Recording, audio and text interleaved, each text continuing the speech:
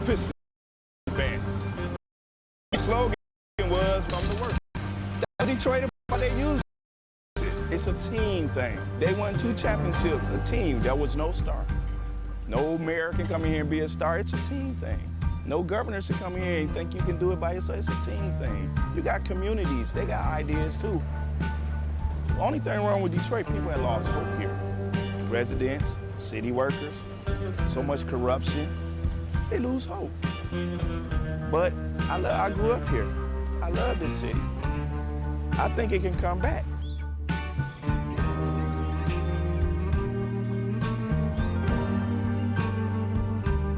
I've been working for the city 24 and a half years. Within the last 10 years, we took 4 pay cuts, and then an additional 10% wage cut. I've lost a home. When you take all of the decisions out of the city of Detroit, all of us, then what do you have? Exactly what we got, a lot of problems. Every time the city seems to fall into a problem, it's always on the backs of us workers. You wake up out of a dead sleep and you jump behind the wheel and take off driving and try to get everybody there safe, not knowing really what you're pulling up to. I'm not eligible for Social Security, so the pension is my sole salary at this point. We've been in business here 39 years. We've seen a lot of changes in Detroit. The area was a lot of industry, a lot of city workers. It's getting very tough for the city workers. It's getting tough for us as a business people. Response times are increasing because of the closing of companies, which takes your insurance rate through the roof. So all the things that affect us affect the citizens. I worked for the city in different capacities for 29 years. I feel like an old jacket. They use me up and they throw me away. In my condition, nobody's gonna hire me. I'm 68 years old. Half the times, I can't get my blood pressure medicine. It's either feeding myself blood pressure or paying bills. $754. By the time they take all the deductions for I have my car insurance, my house insurance, and my health insurance taken out. So the time they take all that, I'll get about $300 after they take all that out. I don't understand it. I can't see how the governor's allowing this to happen and what they're doing and they want to blame it all on the seniors. Not only the seniors, but the city workers. And we worked hard. I know I worked hard. I've been in Detroit since 1946. I was 14 years old when I came in. I don't live large at all. I wish I could. I don't know when the last time I've been shopping. I only get $1,100, and I'm 81 years old, and I need every penny that I can get and that I do get. And I'm very, very upset about the idea of them taking away my pensions that I worked 30 years for. I think it's terrible that they talk about Detroit like they do, because Detroit has been very good to me. I have a lot of city workers coming in with their uniforms on, Detroit Water Department, Police Department, Fire Department. I get a lot of people, the Border Patrol come in. So if I lose that customer base, I'm going to be in a position where I might have to close down. If they take away their pensions, if they start cutting jobs, it's going to cut into a large percentage of not only our business, but other businesses that are in the city of Detroit. We're here. We've been here for 26 years. We're still trying to do business in the city. Detroiters are survivors. They tough. They adapt. But only can do so much when your politicians are ahead of you and we're not on the same team. We're not going to let Detroit be erased, bulldozed to where. We're going to fight to the bitter end. Detroit going to survive.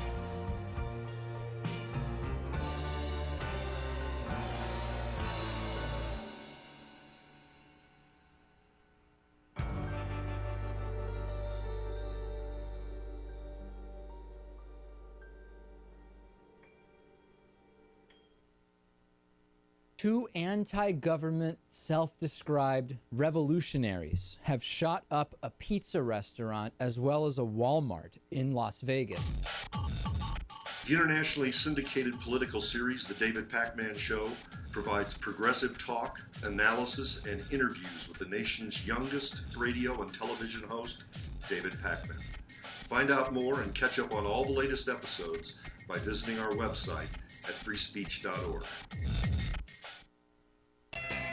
Hey, okay, my fellow Americans, a little time out here to talk about Free Speech TV and ask for your help. Again, you know, the clock is ticking.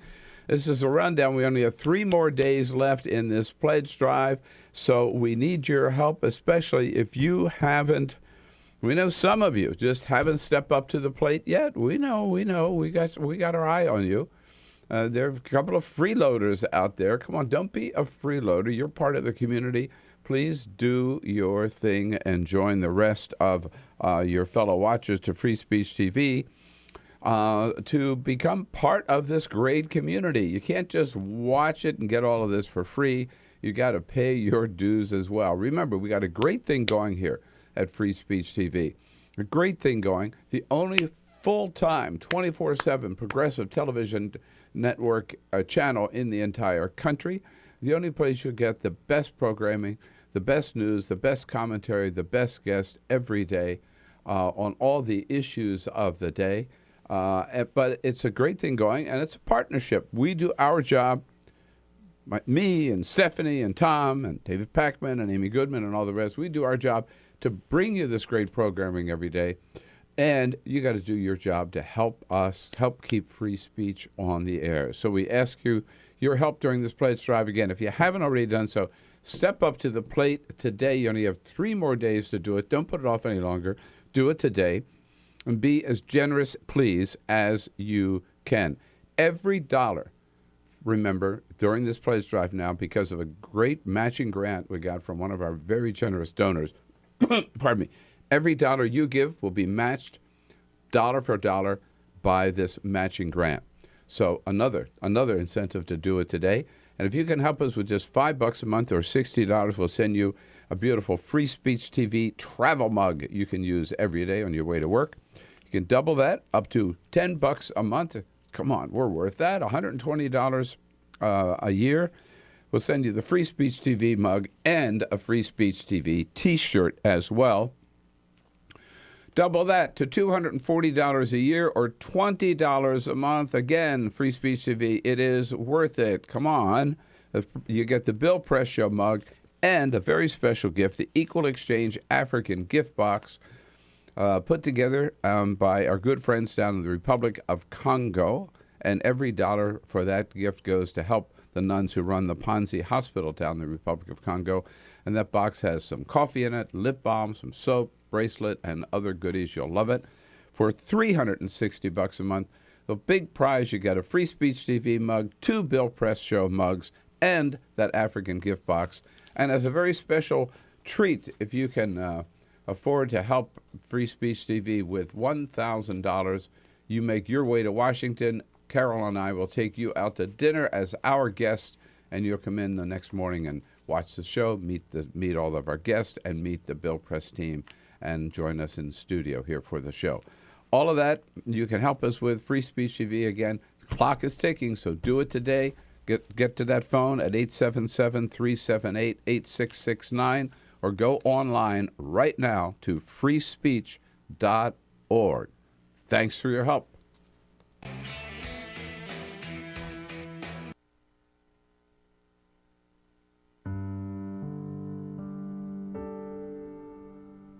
A few years ago, plastic bag waste in our city came to a tipping point. It was clear we had a bag problem. My department was tasked to reduce plastic bag consumption. We needed to come up with ways to change human behavior. So we asked ourselves, Should I get by? What do people really hate? Yep. Getting punched in the stomach. Preliminary studies showed that the consequences weren't severe enough to warrant behavioral change. Actually, can I get that double bagged? So we thought, what do people hate more than getting punched in the stomach? Kissing Helga. Hey, big boy. People didn't find her so offensive after all, so we had to get creative. How many bags? Okay, now pour this ice water down your pants. We tried everything.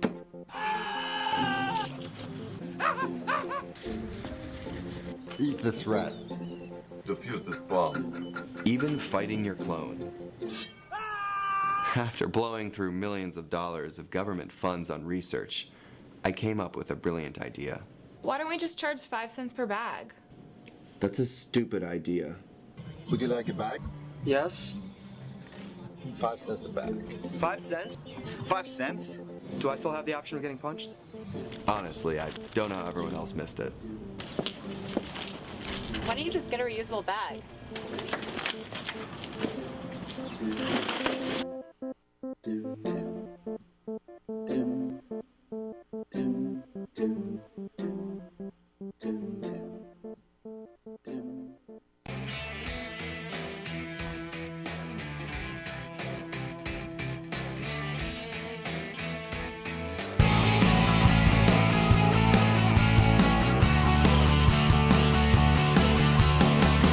Broadcasting around the nation, on your radio, on your TV, and online.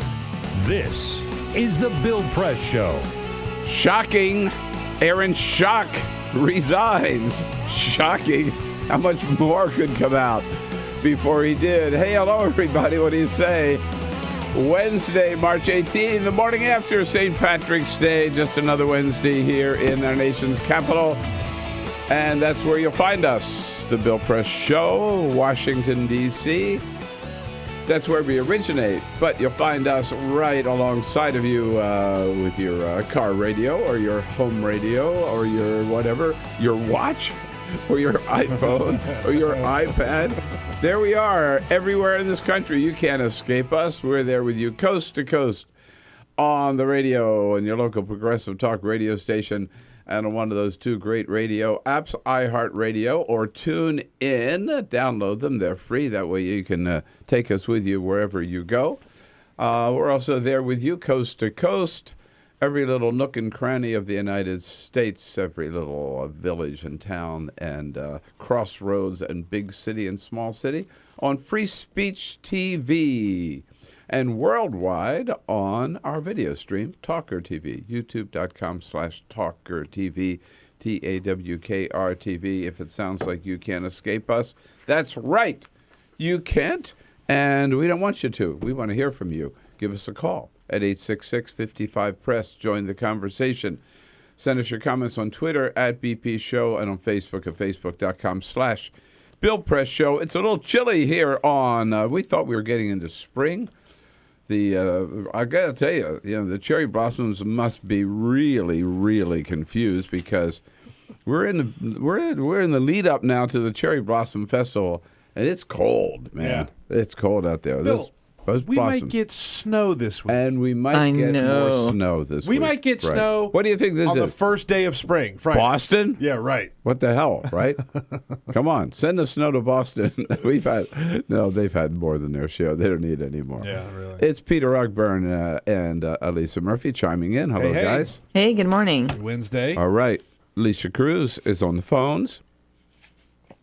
866-55-PRESS. You don't, You don't get a recorded message. You don't get, you get a real person when you call the Bill Press Show, right. 866-55-PRESS. We don't have one of those things we have to go through, like when you call the airlines anymore, or whatever, or anybody anymore. You never have a desk set up. You never get a real person almost, ever, except when you call the Bill Press Show.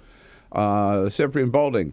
Couldn't find him this morning, so we dragged Monty Kanzler in to be our videographer this morning. I'm glad that Monty is on the job. And we got a big lineup for you this week. David, this morning, David Jackson from the White House, USA Today, standing by. Join us a little bit later in this hour. Two Democratic members of Congress, Dan Kildee from Michigan, and Chris Van Hollen, now candidate for the U.S. Senate from the state of Maryland, will be with us today, as well as Kevin Bacon, our good friend from Defense. Kevin Barron. Kevin Bacon, we're still trying to book. I thought Kevin Bacon was coming in. We're still trying to book. I'm not sure how many steps it takes to get from Kevin Barron to Kevin Bacon, how many degrees of separation, but we're still working on booking Kevin Bacon. But Kevin Bacon has a new thing with eggs, so I thought that's why he was in today. That's right. All right. Sorry. It's Kevin Barron from Defense. Maybe he'll bring us some bacon. By the way, who is every bit as good looking as Kevin. That's absolutely true. He's a good-looking man. Actually, he's probably better Better looking. Better looking than Kevin Bacon? Yes. Whoa, all right. Goodness. Coming up a little bit later in the Stay tuned for program. that. And yes, BB pulled it off. Damn it. But first, This is the Full Court Press. Just a couple of other stories making news. Another day, another fraternity is getting in trouble. This time it's Penn State. Kappa Delta Rho, the fraternity there, was found out to have been hosting a Facebook page in which they were sharing photos of unsuspecting naked victims, drug sales, and hazing. What they were doing is they were taking pictures of women after they got naked and were putting them on their Facebook page. The university found out about it, and the university suspended the fraternity for a year. Police are still investigating the allegations. So, yeah, not good. Not a good look for this fraternity. Boy, I'll say fraternities in general. Fraternities in general. Looking bad. San Francisco 49ers linebacker Chris Borland had a great rookie season last year. 24 years old. Yeah. And yesterday, he resigned. He retired. He's retiring. He is retiring from the NFL. He said that he may have made enough money, maybe. And he made enough money, but he also said that, look, we now have the science and the medicine that can take a look at brain injuries. And he'd spoken to a doctor and said that you're at the beginning of a long road of brain injuries. Whoa. And he's took a look at what could happen if he kept playing football. Exactly. No, good for him. And so he said, I'm walking away. I'm going to walk away now while I still got my mind. Wow. It's a really smart decision. It's it's got to be a tough decision, but good for him for doing it. He had a great season. He had a bright future ahead of him in football, but I don't think anybody should be sad. I think this is good news. And right here in Washington, D.C., our good friends, D.C. Brow, the first placed a brewery here in the district, making beer here in Washington, D.C. They have a collaboration with Oscar Blues Brewery. It is called Smells Like Freedom. That's the name of their beer. They rolled it out yesterday, and you know why they call it Smells Like Freedom? No. Does it have an odor? It has a certain odor. Maybe something here that you might smell a little bit more and more in Washington, D.C. Weed. It smells like cannabis. No. I didn't know this, actually, but our friend Brandon Scholl, who's been here in the studio, says that hops that you use to make beer are actually very close relative to cannabis. Oh, really? Yeah, the plants are very, very similar, and so he used certain aromatics, certain hops, and when you crack it open and you take a sniff of it, it smells like weed. Good There's for him. no weed that was used in the brewing of this beer because you can't sell it. But again, it's called Smells Like Freedom, and it is on sale here in the district and surrounding areas today. Well, I think we have to get Brandon in here to. I think we should. Yeah. Can it drive all the cops crazy? What is that? Where is it? Where's that smell coming from? Right. Now, come on. I want this studio to smell like freedom. Well, I mean, it already kind of does, but it does, yeah. All right. Yes, indeed. Thank you, Peter. The headline in the New York Times today: Netanyahu soundly defeats chief rival. The headline in the Washington Post is virtual tie in Israeli election. What's the truth? I think the New York Times, it appears, is closer to the truth than the Washington Post today. The way these Israeli elections work, as we discussed a little bit yesterday, it's a lot more complicated than ours, right? First, you got the vote for the candidates for prime minister, but then there's so many political parties that none of them wins outright. Then they have to see how many minority parties they can put together to get enough seats to have a majority in the Knesset, and the person who successfully does that becomes the prime minister. As of this moment, and that second part of the balloting hasn't quite, the counting rather, may take a couple of days, but it looks like the Likud party, Bibi Netanyahu's party, has won 29 to 30 seats. The opposition party has won only 24 seats, which gives Bibi a leg up, of course. There are 11 parties that won some seats in the Knesset, so 11 parties are part of the bidding, will be part of this competition, and Netanyahu and Mr. Herzog certainly are on the phone trying to line up support from those parties to get a majority in the Knesset.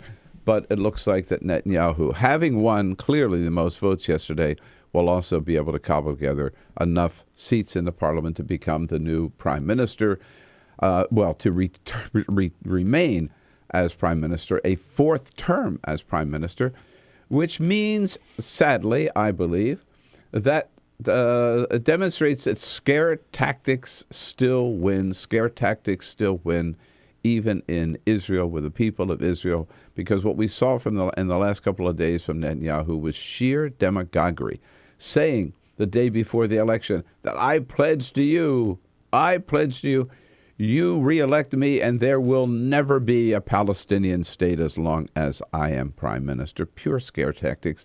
And then yesterday, even worse, I think, which reminded us in this country of what the kind of rhetoric that we used to hear from racists like George Wallace, pure out-and-out racism. Netanyahu yesterday screaming, but when it showed that the voter turnout was pretty heavy. In fact, they had about a 70% turnout, which you got to say to people of Israel, good for them. Yeah, good for getting out. Them, right? Good for getting out and voting.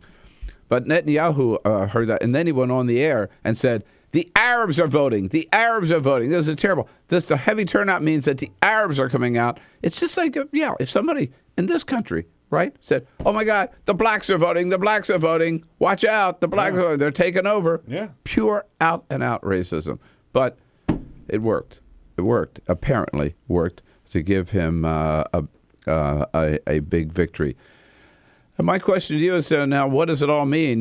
We've seen that Netanyahu has done everything he possibly can to rupture the decades-long, historic, close relationship between the United States and Israel, Israel being our strongest ally, and certainly the United States being the strongest ally of Israel.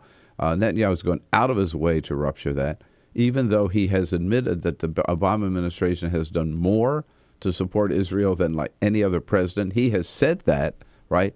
He has gone out of his way to embarrass Obama, to humiliate Obama. Most recently, of course, accepting the invitation of John Boehner to address a joint meeting of Congress without informing the White House and without informing the State Department, just basically becoming the tool of the Republican Party here in the United States, which is what I think. That's what I think he is. I mean, I see him as another Ted Cruz. He's an extreme right-wing Republican American politician. That's who Netanyahu is, and he's going to be there for another 4 years.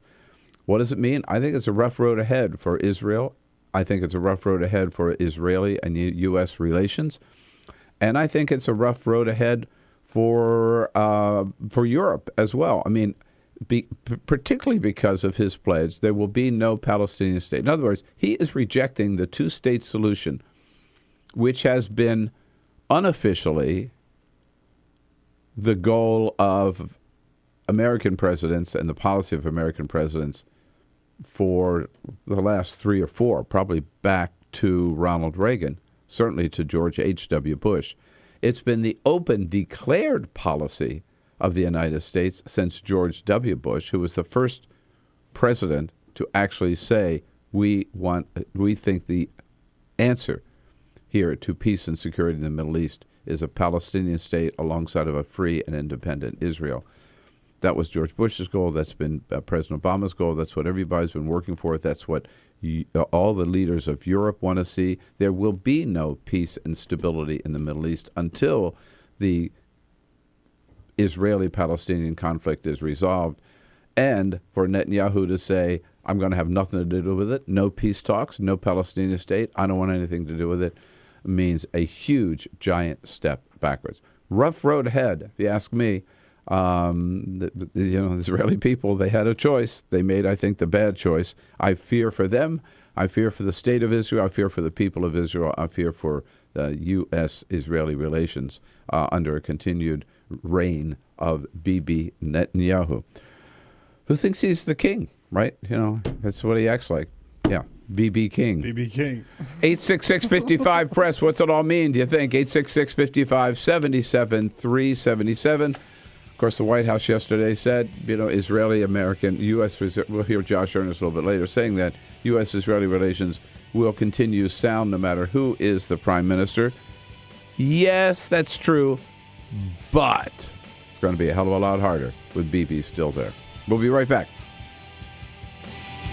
This is the Bill Press Show.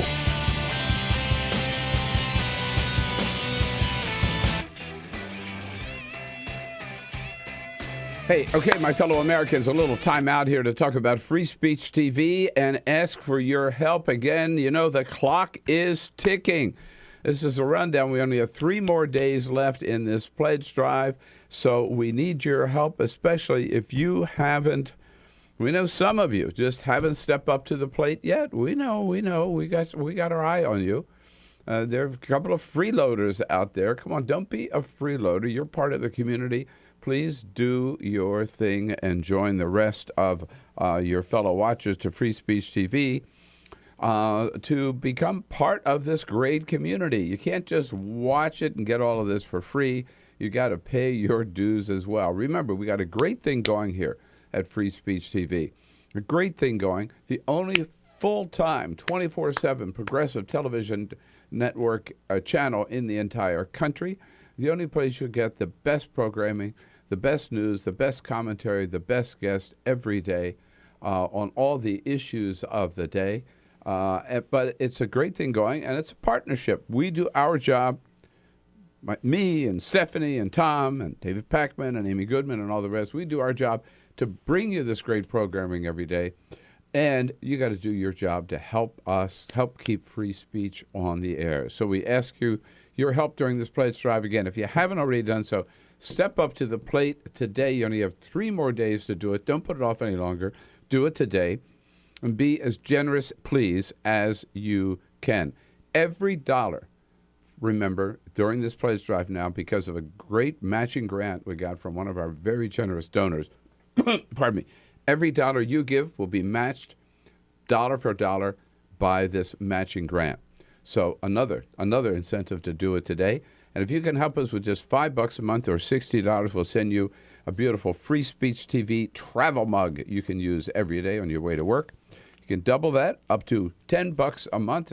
Come on, we're worth that. $120 a year. We'll send you the Free Speech TV mug and a Free Speech TV T-shirt as well. Double that to $240 a year or $20 a month. Again, Free Speech TV, it is worth it. Come on. You get the Bill Press Show mug and a very special gift, the Equal Exchange African gift box, put together by our good friends down in the Republic of Congo. And every dollar for that gift goes to help the nuns who run the Panzi Hospital down in the Republic of Congo. And that box has some coffee in it, lip balm, some soap, bracelet, and other goodies. You'll love it. For $360 a month, the big prize, you get a Free Speech TV mug, 2 Bill Press Show mugs, and that African gift box. And as a very special treat, if you can afford to help Free Speech TV with $1,000, you make your way to Washington. Carol and I will take you out to dinner as our guest, and you'll come in the next morning and watch the show, meet all of our guests, and meet the Bill Press team, and join us in the studio here for the show. All of that, you can help us with Free Speech TV. Again, the clock is ticking, so do it today. Get to that phone at 877-378-8669 or go online right now to freespeech.org. Thanks for your help.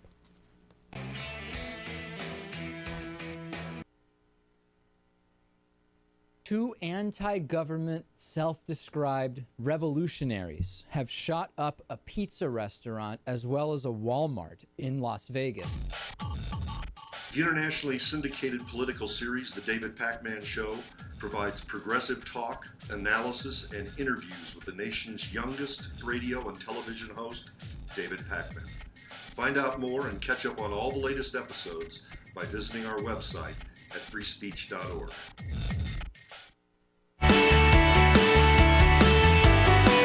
This is the Bill Press Show. 24 minutes after the hour for a chance, something different, looking at not one of our elections, but the big election in Israel yesterday, where apparently Bibi Netanyahu, he certainly won the popular vote, and looks like we'll cobble enough votes and seats in the Knesset together to continue his reign as prime minister. Early on last evening, he went to his campaign headquarters and here, through a translator, declaring victory. We have achieved a great victory for the national camp headed by the Likud. And we have achieved a big victory for our people.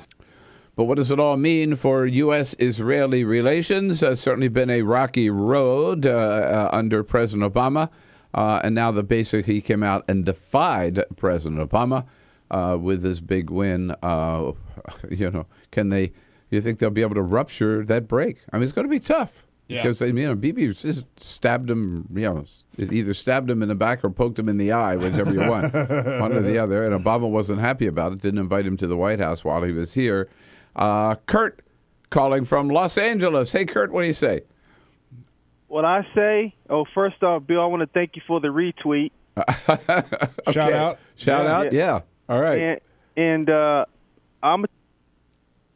I heard a news broadcast live over our local time, but their Israeli real time, and a reporter said we all went to sleep. It was a dead heat when Israel went to sleep, and we woke up, and Netanyahu, I call him nothing but a Yahoo, was the winner. Now all of a sudden you have conflicting American reports. You just noted New York Times said it wasn't that big of a win, but everybody else who we now know, most of the press here is leaning right, are saying a resounding win, convincing win. Why are they going out of their way to say resounding win, convincing win? They're trying to overdo it. Well, yeah, I mean, look, if he won, he won. So, you got to sort of admit that. And as I mentioned, it's actually the Washington Post that says it was a virtual tie, Kurt, with, I think, 27 seats or 28 for the Likud and 27 for the opposition. But the New York Times, and I was just checking this morning, the wires are reporting that now it's like 29 or 30 seats for Likud and 24 for Herzog. So, I mean, that doesn't seem like a big win to us, but it does give him a leg up in putting together enough seats in the Knesset. We won't know for the next couple of days, but right now he's got the advantage for sure. And I don't think, I don't think you can blame the media for trying to crown him or trying to put it aside. I mean, if he won, he won. So Yeah. By the way, we're on Twitter at BP Show. On the comment about the Arabs voting, Mama for Obama weighing in says Netanyahu is racist against Arabs. He admitted it. There will never be peace, and he's never wanted two states. And by the way, just so we all understand, these are not Arabs coming from some other country, right? These are Israeli citizens who happen to be of Arab descent, right? And happen to be Muslims and not Jews. They're taxpayers. They're solid citizens of Israel. They make up I forget now what, but a large percentage of the population of Israel. They are as much an Israeli citizen as Netanyahu This is the Bill Press Show. What the frack? What the frack? What the frack? What the frack? President Obama, are you fracking kidding me? Reopen the EPA studies. In Texas, Wyoming, and Pennsylvania. Fracking pollutes our oceans. Fracking poisons our water. Fracking makes climate change worse. Fracking relies on toxic chemicals that cause cancer. Ban fracking now. Ban fracking now. Go on. Ban it. Ban fracking now. Please.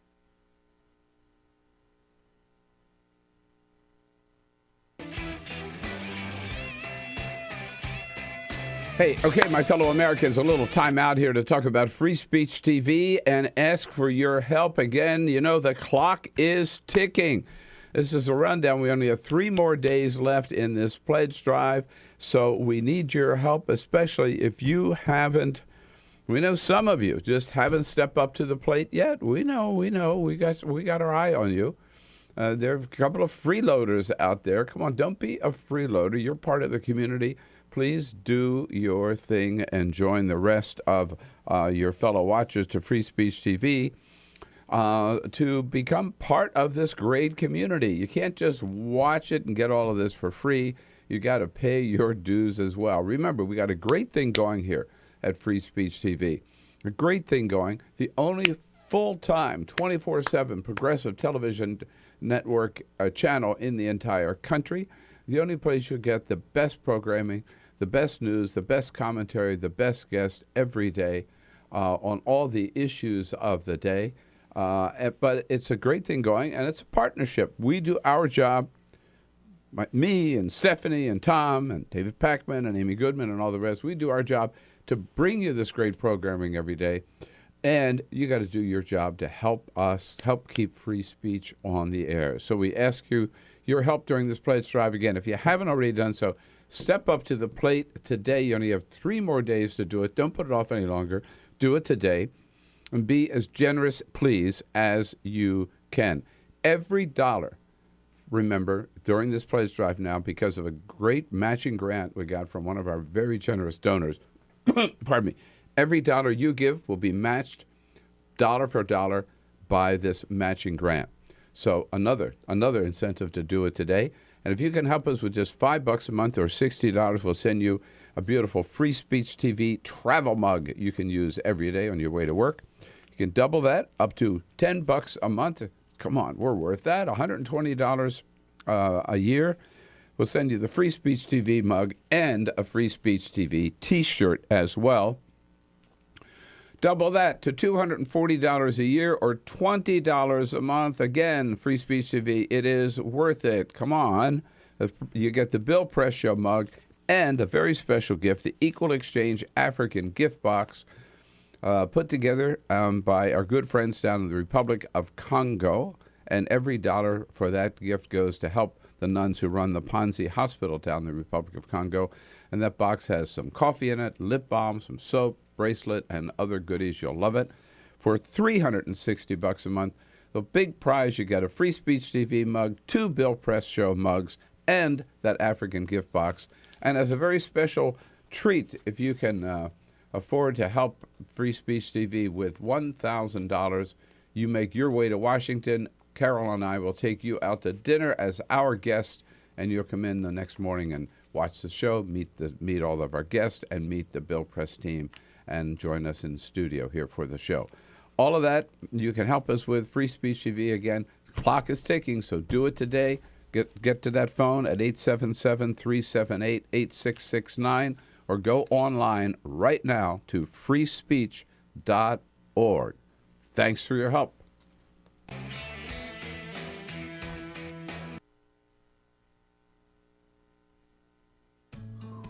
You wouldn't let money just blow out of your house. So when your AC or heater is on, make sure the doors, windows, and fireplace flue are shut tight. If you're headed out, turn down the AC or lower the heat by 10 degrees. And always keep your water heater set at 120. A little bit of common sense goes a long way. Get more great tips at energysaver.gov. So, I'm kind of new here, but I've noticed a trend.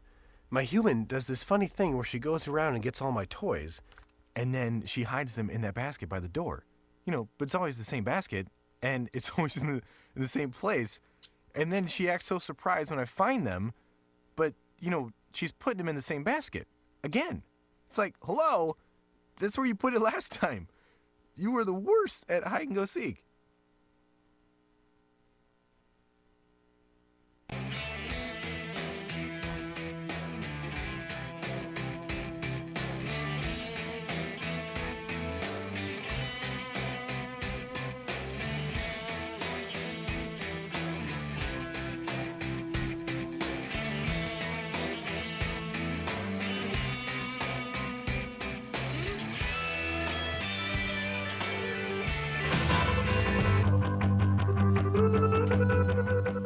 David Jackson from USA Today joins us in our next segment. Right now, just wrapping up a few items here in the news, a little round robin here as just the postscript on The Netanyahu election yesterday didn't go the way I was hoping it would go. Didn't go the way I think would be best for peace and stability and security in the Middle East, as well as repairing U.S.-Israeli relations. But again, Press Secretary Josh Earnest yesterday said, doesn't matter who wins or who loses, the United States and Israel, we're still going to go down life's highway together. The president has no doubt that the strong ties between the United States and Israel will endure far beyond this election. And that has been true for generations now. Yes. On another front, yesterday, I don't know whether you heard about the little flap with Dolce & Gabbana. Now, I got to admit, they're very famous fashion designers, and I guess very popular, very expensive. A lot of people swear by them. I will admit I do not have one shred of Dolce & Gabbana clothing in my wardrobe. I wouldn't know a Dolce & Gabbana suit if it walked in here. But I guess they're really kind of fancy things to have. But the leaders of Dolce & Gabbana, Domenico Dolce and Stefano Gabbana, the two Italian fashion designers, really stepped in it yesterday when they came out and said, and these are two gay men, that same-sex couples should not be having children. They should not have children because, they said, the only way to do so is by in vitro fertilization, and in vitro fertilization is not natural, and it does nothing but create, quote, synthetic children. You know, what bozos. They're dead wrong. First of all, I think they come across as two self-loathing gays. But it's not just gay couples that in vitro fertilization has helped. In vitro fertilization has been around for a long time, and it has helped millions of couples, straight and gay, who otherwise cannot have children, be able to have a family. It creates a wonderful, loving life with wonderful, caring parents for millions of children. And the idea of putting that down, I was just absolutely wrong-headed and just ugly. But at any rate, you know, I think the moral of the story here is, as Abraham Lincoln said, I may be paraphrasing here, but something very close to, better to remain silent and be considered a fool than to open your mouth and remove any doubt that you're a fool. I mean, it's very close to that, right? Remember, the head of Chick-fil-A stepped in it a couple of years ago when he said he came out against same-sex marriage, and people urged a boycott of their fast food chain. And then he finally said, look, I'm sorry, that was dumb. I shouldn't have said that. I'm just going to shut up and sell chicken. Yeah. That's what you ought to do. That's right. You're head of a business. Shut up, sell your product. Same thing with Dolce & Gabbana. Elton John, who has two sons with his partner, David Furnish, he came out and said that people ought to boycott Dolce & Gabbana. Well, I encourage you to do so if you're well enough off that you've got some of their clothing. I don't. If I had any, I would burn it. But I don't. So we should have a whole segment where we burn all of the Dolce & Gabbana stuff that we have here on the Bill Press Show. Well, but Cyprian's not here today. Oh, that's right. I was going to say, be a very short segment. It would be, right. But at any rate, yeah, I understand the term for the boycott, the call for the boycott. I support it. But I don't think most Americans is going to impact them at all. Let's just say they ought to do what Dan Kildee from Chick-fil-A did. Just shut up. Shut up and he shut up. He said, I'm going to shut up and sell chicken. They ought to shut up and just sell clothes. That's right. Okay? Just keep your butt out of politics because you don't know or policy even because you don't know what you're talking about. On another matter, a troubling matter, I find, really, and that is the head of the Secret Service, Joseph Clancy, who's a really good man, gets great marks, very well respected by the members of the Secret Service. I think President Obama made an excellent choice in putting a head of the Secret Service.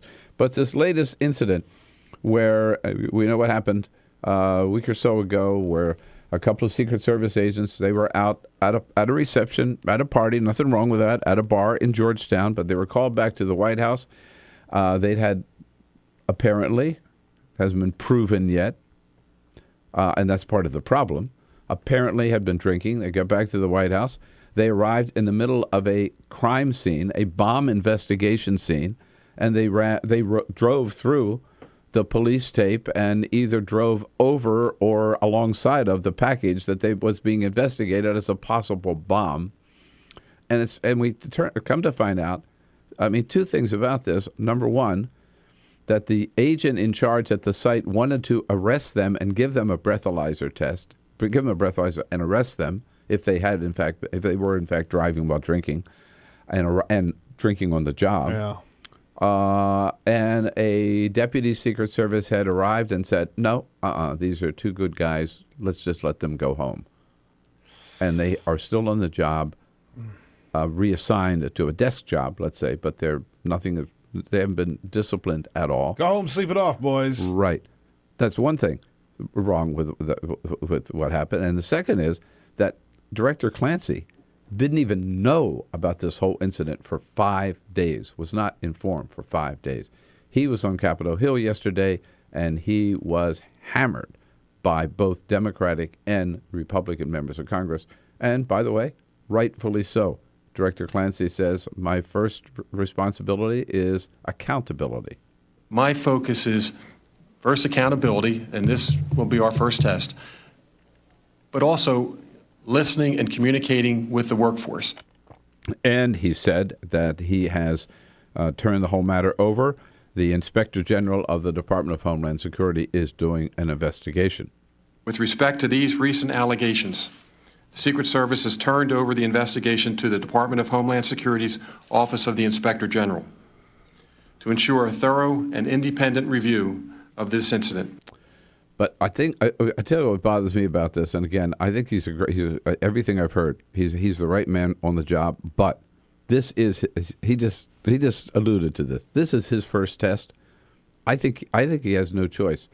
He's got to fire those guys, and I think he has to fire whoever was in charge that night and let these guys go, and whoever did not tell him about this. If I were head of the Secret Service, and two of my agents basically broke up a crime investigation scene when they think there's a suspicious package, and they arrive drunk or drinking and in the middle of that, and there's obviously a dispute among two levels of Secret Service as to whether they're going to be arrested or not or let go. And one branch of the Secret Service, the uniformed people around the White House, wanted to arrest them, and the other side of the White House, the protective service side of the White House of the Secret Service, let them go. I mean, Clancy ought to have been on the spot. He ought to have been called right there, then and there to show up. I mean, he's got to demand that anything that happens anywhere on the planet with any Secret Service agent, he is the first one notified. You got to be on the job. He's got the first one notified. I mean, just it seems to me, man, he ought to he's got to. I think, to protect his reputation and to save his job, he's got to raise holy hell about this, and some heads have to roll. You got to break down this little brotherhood, right, that these guys have of getting each other's back, right? You can see it happen because you've seen it happen a million times before of someone showing up drunk or screwing something up. And, that's just go on home, sleep it off. We'll talk about it in the morning. Where that just can't happen. Not in this climate. It can't happen. You got to really hold them down and figure out what the hell is going on. Yeah. And if that would have been a real bomb, this would have been a completely different story. Yeah. Drunk Secret Service agent runs over a bomb? Yeah. I mean, they did not serve him well, and I think he has to take some serious, strong action here to send a message out. This is we got a new sheriff in town, right? And we're not going to tolerate this kind of stuff. David Jackson, standing by the White House. He joins us next. Is the Bill Press Show.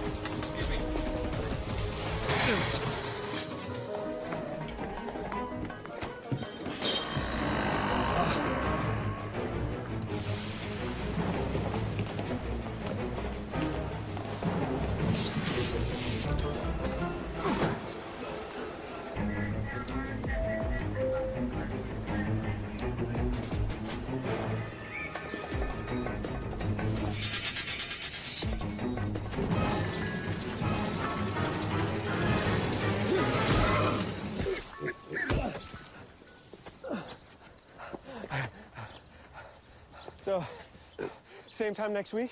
Well, of course. Put away a few bucks, feel like $1 million. For free tips to help you save, go to Feed the Pig.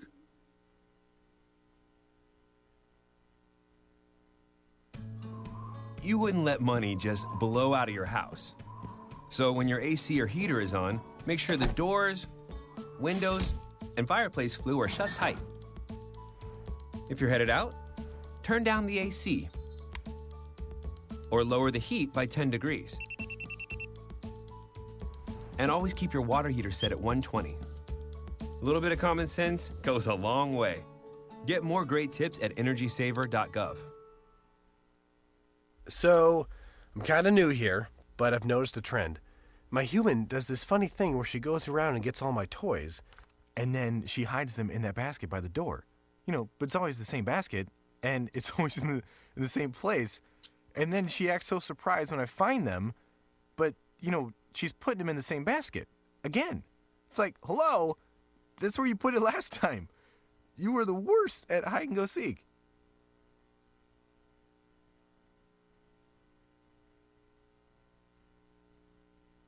Two anti-government, self-described revolutionaries have shot up a pizza restaurant as well as a Walmart in Las Vegas. The internationally syndicated political series, The David Pakman Show, provides progressive talk, analysis, and interviews with the nation's youngest radio and television host, David Pakman. Find out more and catch up on all the latest episodes by visiting our website at freespeech.org.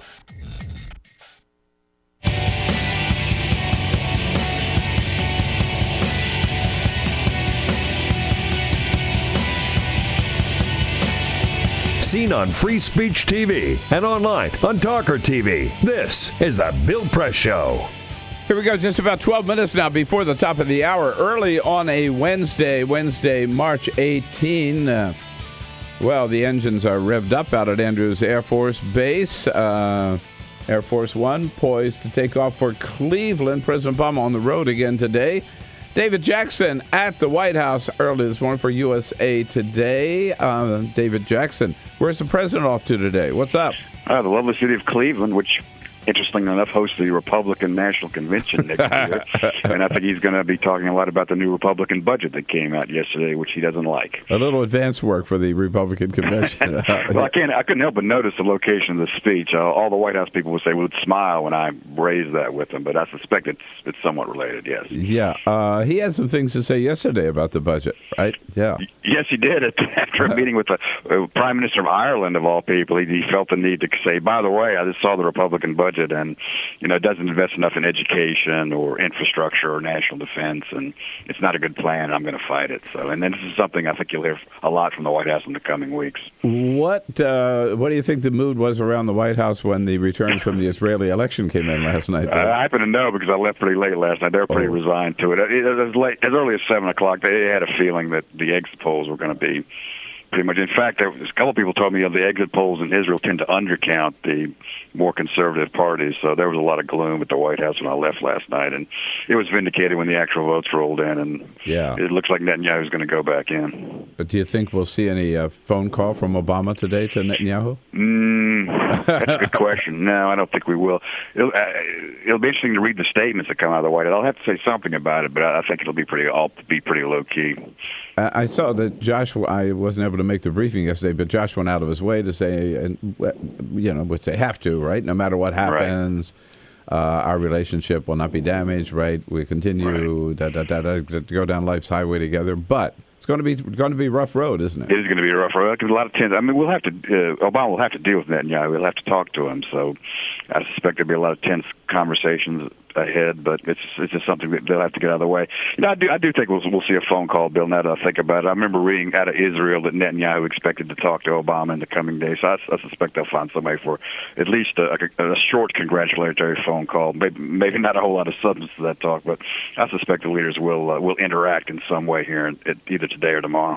6 days left until the given deadline for reaching an agreement in Geneva with the P5+1 and Iran.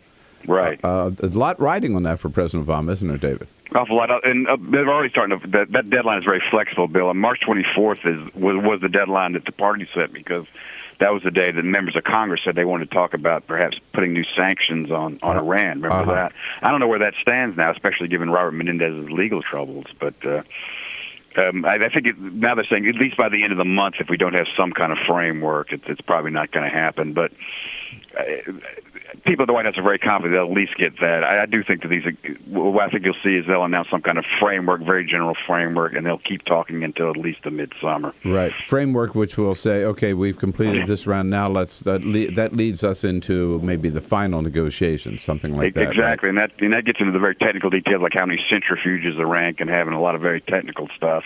But that's where the important part lies, and that's one of the big complaints Netanyahu has on some of the things that Iran would still be allowed to do, the way the deal is structured now. But I think look for a general agreement by the end of the month, but with more specifics to come later.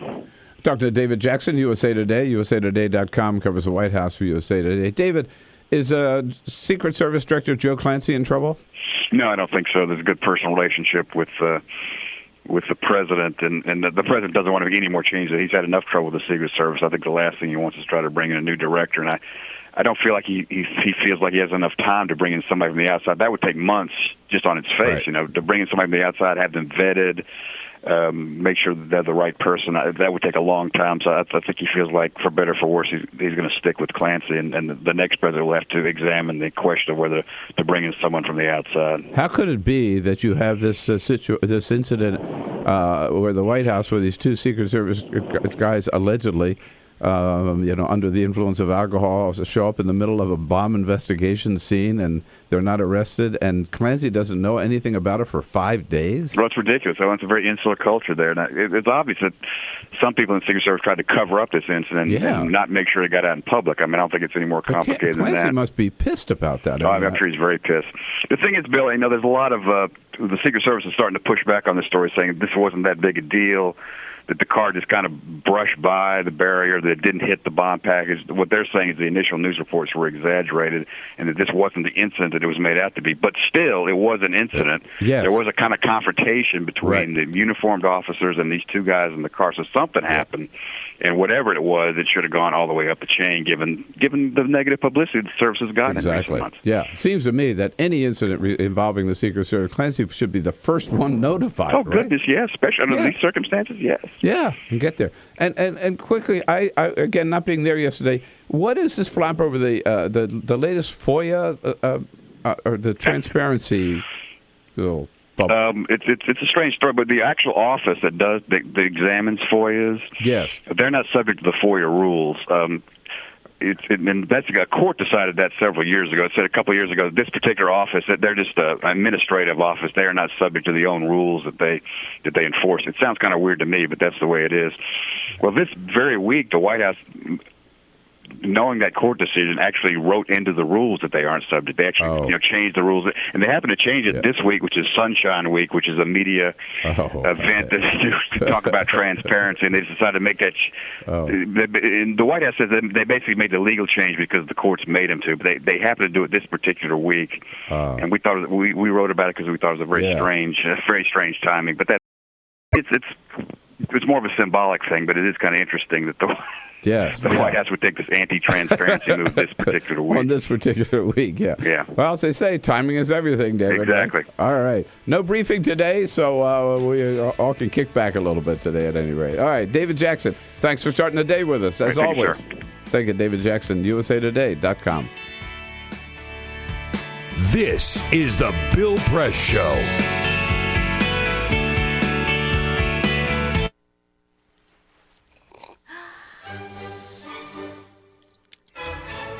When I started learning about nutrition, about which, by the way, much less is known than you might think, I learned that what mattered most about one's health was not necessarily the nutrients, good or bad, that you were consuming or staying away from, or even the calorie counts. But what predicted a healthy diet more than anything else is the fact that it was being cooked by a human being and not a corporation.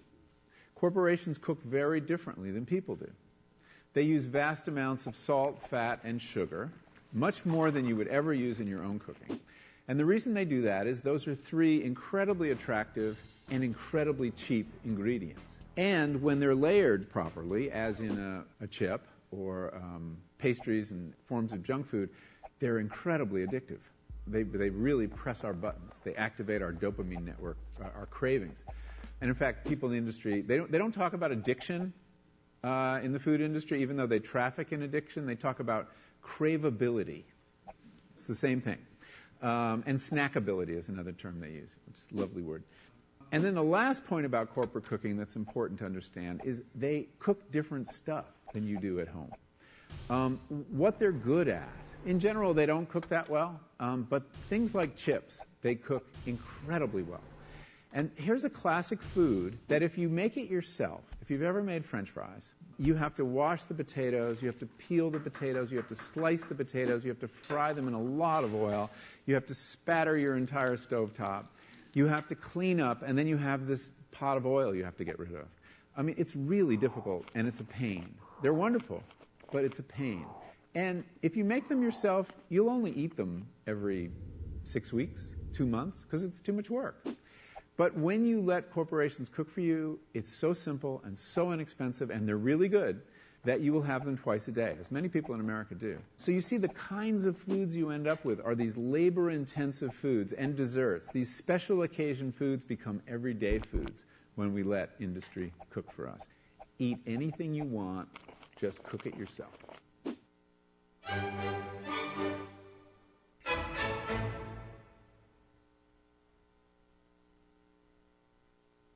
So, I'm kind of new here, but I've noticed a trend. My human does this funny thing where she goes around and gets all my toys, and then she hides them in that basket by the door. But it's always the same basket, and it's always in the same place. And then she acts so surprised when I find them, but, she's putting them in the same basket. Again. It's like, hello, that's where you put it last time. You were the worst at hide and go seek.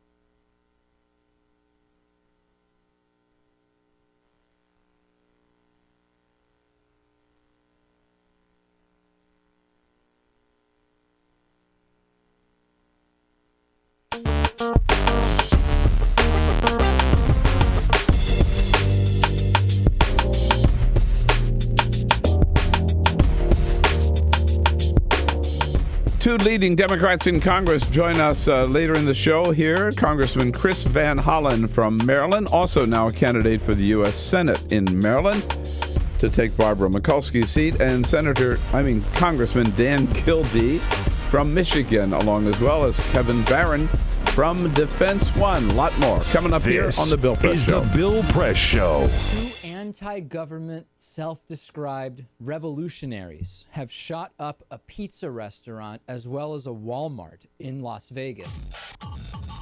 The internationally syndicated political series, The David Pakman Show, provides progressive talk, analysis, and interviews with the nation's youngest radio and television host, David Pakman. Find out more and catch up on all the latest episodes by visiting our website at freespeech.org.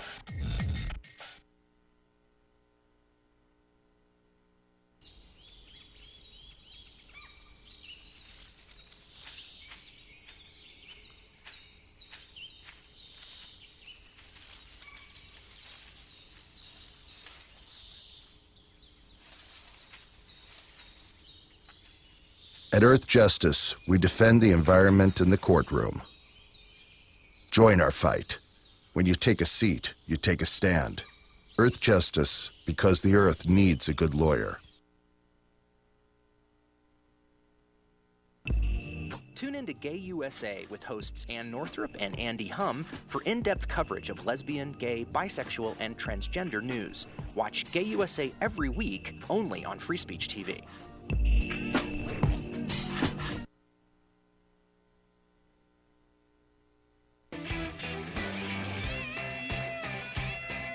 Hey, okay, my fellow Americans, a little time out here to talk about Free Speech TV and ask for your help. Again, the clock is ticking. This is a rundown. We only have 3 more days left in this pledge drive, so we need your help, especially if you haven't. We know some of you just haven't stepped up to the plate yet. We know. We got our eye on you.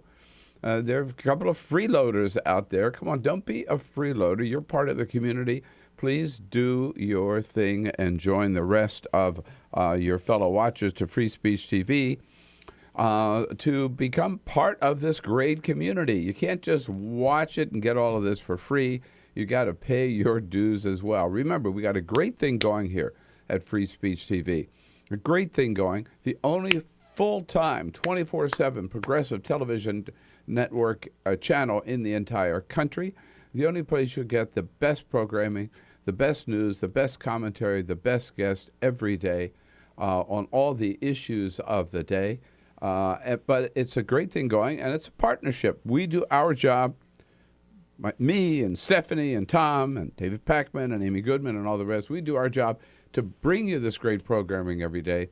And you got to do your job to help us, help keep free speech on the air. So we ask you your help during this pledge drive. Again, if you haven't already done so, step up to the plate today. You only have 3 more days to do it. Don't put it off any longer.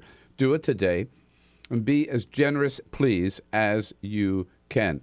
Every dollar, remember, during this pledge drive now, because of a great matching grant we got from one of our very generous donors, pardon me, every dollar you give will be matched dollar for dollar by this matching grant. So another incentive to do it today. And if you can help us with just $5 a month or $60, we'll send you a beautiful Free Speech TV travel mug you can use every day on your way to work. You can double that up to $10 a month. Come on, we're worth that. $120 a year. We'll send you the Free Speech TV mug and a Free Speech TV T-shirt as well. Double that to $240 a year or $20 a month. Again, Free Speech TV, it is worth it. Come on. You get the Bill Press Show mug and a very special gift, the Equal Exchange African gift box, put together by our good friends down in the Republic of Congo. And every dollar for that gift goes to help the nuns who run the Panzi Hospital down in the Republic of Congo. And that box has some coffee in it, lip balm, some soap, bracelet, and other goodies. You'll love it. For $360 a month, the big prize, you get a Free Speech TV mug, 2 Bill Press Show mugs, and that African gift box. And as a very special treat, if you can afford to help Free Speech TV with $1,000, you make your way to Washington. Carol and I will take you out to dinner as our guest, and you'll come in the next morning and watch the show, meet all of our guests, and meet the Bill Press team, and join us in studio here for the show. All of that you can help us with. Free Speech TV. Again, the clock is ticking, so do it today.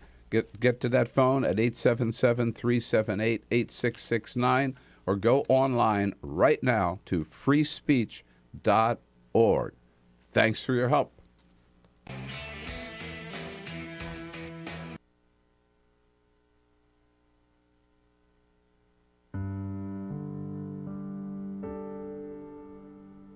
A few years ago, plastic bag waste in our city came to a tipping point. It was clear we had a bag problem. My department was tasked to reduce plastic bag consumption. We needed to come up with ways to change human behavior. So we asked ourselves, would you like a bag? What do people really hate? Yep. Getting punched in the stomach. Preliminary studies showed that the consequences weren't severe enough to warrant behavioral change. Actually, can I get that double bagged? So we thought, what do people hate more than getting punched in the stomach? Kissing Helga. Hey, big boy. People didn't find her so offensive after all, so we had to get creative. How many bags? Okay, now, pour this ice water down your pants. We tried everything.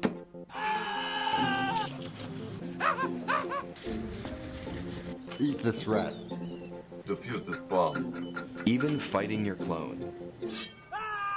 After blowing through millions of dollars of government funds on research, I came up with a brilliant idea. Why don't we just charge 5 cents per bag? That's a stupid idea. Would you like a bag? Yes. 5 cents a bag. 5 cents? 5 cents? Do I still have the option of getting punched? Honestly, I don't know how everyone else missed it. Why don't you just get a reusable bag?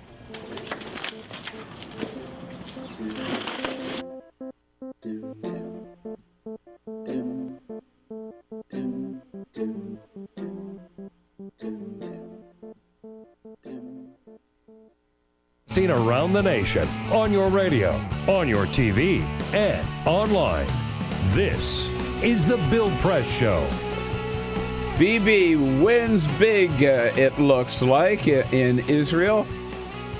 Not only winning the popular vote, but got a heads up, got a jump in getting enough, cobbling enough seats together to get the leadership of Knesset and therefore continue as prime minister. Big question is, what does that mean for U.S.-Israeli relations? Hey, hello, everybody. It is Wednesday, March 18. Good to see you today. Here we go, the Bill Press Show. Our morning town hall nationwide on the radio and on Free Speech TV, bringing you the news of the day. Wherever it's happening, we're there on top of it for you, whether it's in our nation's capital, around the country, or around the globe. And then we want to hear from you, what it all means to you. Give us a call at 866-55-PRESS. Send us your comments on Twitter at BP Show and on Facebook at facebook.com/BillPressShow. Lots of news to talk about today and lots of help here for us to get into all of the issues. Steve Shepard is the campaign and elections editor at Politico, the great website for everything happening politically anywhere in the country. Steve Shepard in studio with us again this morning. Hello, Steve. Nice to see you. Nice to see you too, Bill. Thank you for coming in and joining our team. Peter Ogburn and Elisa Murphy. Hey, Bill. Hey, good morning. Alicia Cruz on the phones, 866-55-PRESS, and Cyprian's not here today. Cyprian's not here today. It's Monty Kensler, our videographer. But you wouldn't know it. I mean, we're still looking good, I hope, here, right? On the video stream. As good as we can. And on Free Speech TV. Yeah. If we don't blame Monty. You can blame. Right. Blame us. Big election in Israel yesterday, Steve. More one-sided than people thought, it looks like. Yeah, it certainly appears that way. It goes to show you that problems with polling are not confined to us here in the United States as far as pre-election predictions. Also, a lot of the folks who help run campaigns here in the U.S. were involved over there. Netanyahu used Republican pollster John McLaughlin, who polled for a number of Senate and House candidates last cycle here in the United States from New York. Right. So Paul Vigala was involved. Jeremy Byrd and a lot of the old Obama operation with 270 Strategies were involved. A lot of folks. Mark Millman, Democratic pollster, works for one of the centrist parties in Israel. So, it is really an American-style campaign that they conducted there, even if their parliamentary system and the way we look at it isn't what we're used to here. It's not unusual anymore, either in Latin America or in Europe or in the Middle East, for countries to reach out to American political experts, right? Right. Now, American political consultants make a lot of money now working on overseas campaigns. It's something that some firms like Stan Greenberg's firm started doing a couple of decades ago and has made and now as politics is and particularly with the changes in the way people communicate around the world, that's brought a lot of these American-style campaign tactics to all these other countries, and it's really an exploding business for a lot of American political consulting firms. Yeah. They make their money over there when there's not an election here, right? That's absolutely right. It's a great timed in the off year. The Brits are also timed in the off year for American consultants, so it's a good way to keep constant business. All right, there you go. We'll be talking big news about a big resignation yesterday by a Republican in the House, Aaron Schock from Illinois. A little bit later, Congressman Chris Van Hollen and Congressman Dan Kildee, both leading Democrats, will be along with us here on the program, and then Kevin Barron from Defense One. We'll get right to the news about Aaron Schock's resignation yesterday, but first, Peter. This is the Full Court Press. Just a couple of other stories making news. President Barack Obama is sporting a new watch. We're not sure which watch it is, but we do know that it is one of these exercise watches. Yes. It's a big exercise watch. He said that he works out a lot. He doesn't use a Fitbit, which a lot of people use, but it's one of these workout watches that monitors your heart rate and counts your steps and all that type of stuff. He did mention in an interview not so long ago that he was interested in checking out these Apple watches. It appears it's not an Apple Watch, but he is testing one of them out. So apparently, I haven't seen it yet. It's a great big. It's apparently a very big watch, a big workout. Yeah. So. Wonder if the First Lady is behind that. Let's move. Let's move. Yeah, right. Okay, get to work. Get to work. Starbucks is testing out a new program in its stores called Race Together. What could possibly go wrong? The baristas are being encouraged to talk about hot-button issues like race with their customers. Just as kind of a state of race relations with your friendly Starbucks. I don't think that's necessarily barista. What I want to talk about when I go into, order. For me, it's an iced tea or a hot coffee. Hot tea, rather. That's what I want. Especially before you've had coffee. Yeah. You don't want to talk to anybody before you've had coffee in the morning, let alone talk about weighty issues like race. Yeah, right. They say that the employees are going to be put through a training program on what they should and should not say. I can just see you order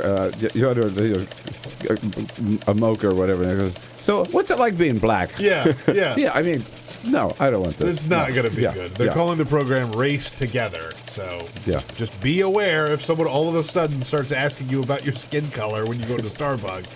That's all part of the plan. First barista calls me a honky. That's right, yeah. Yeah, that's right. I'm walking out. Yeah, you want one of those flat whites? Is that what you want? Walking I like out. my coffee black. Yeah.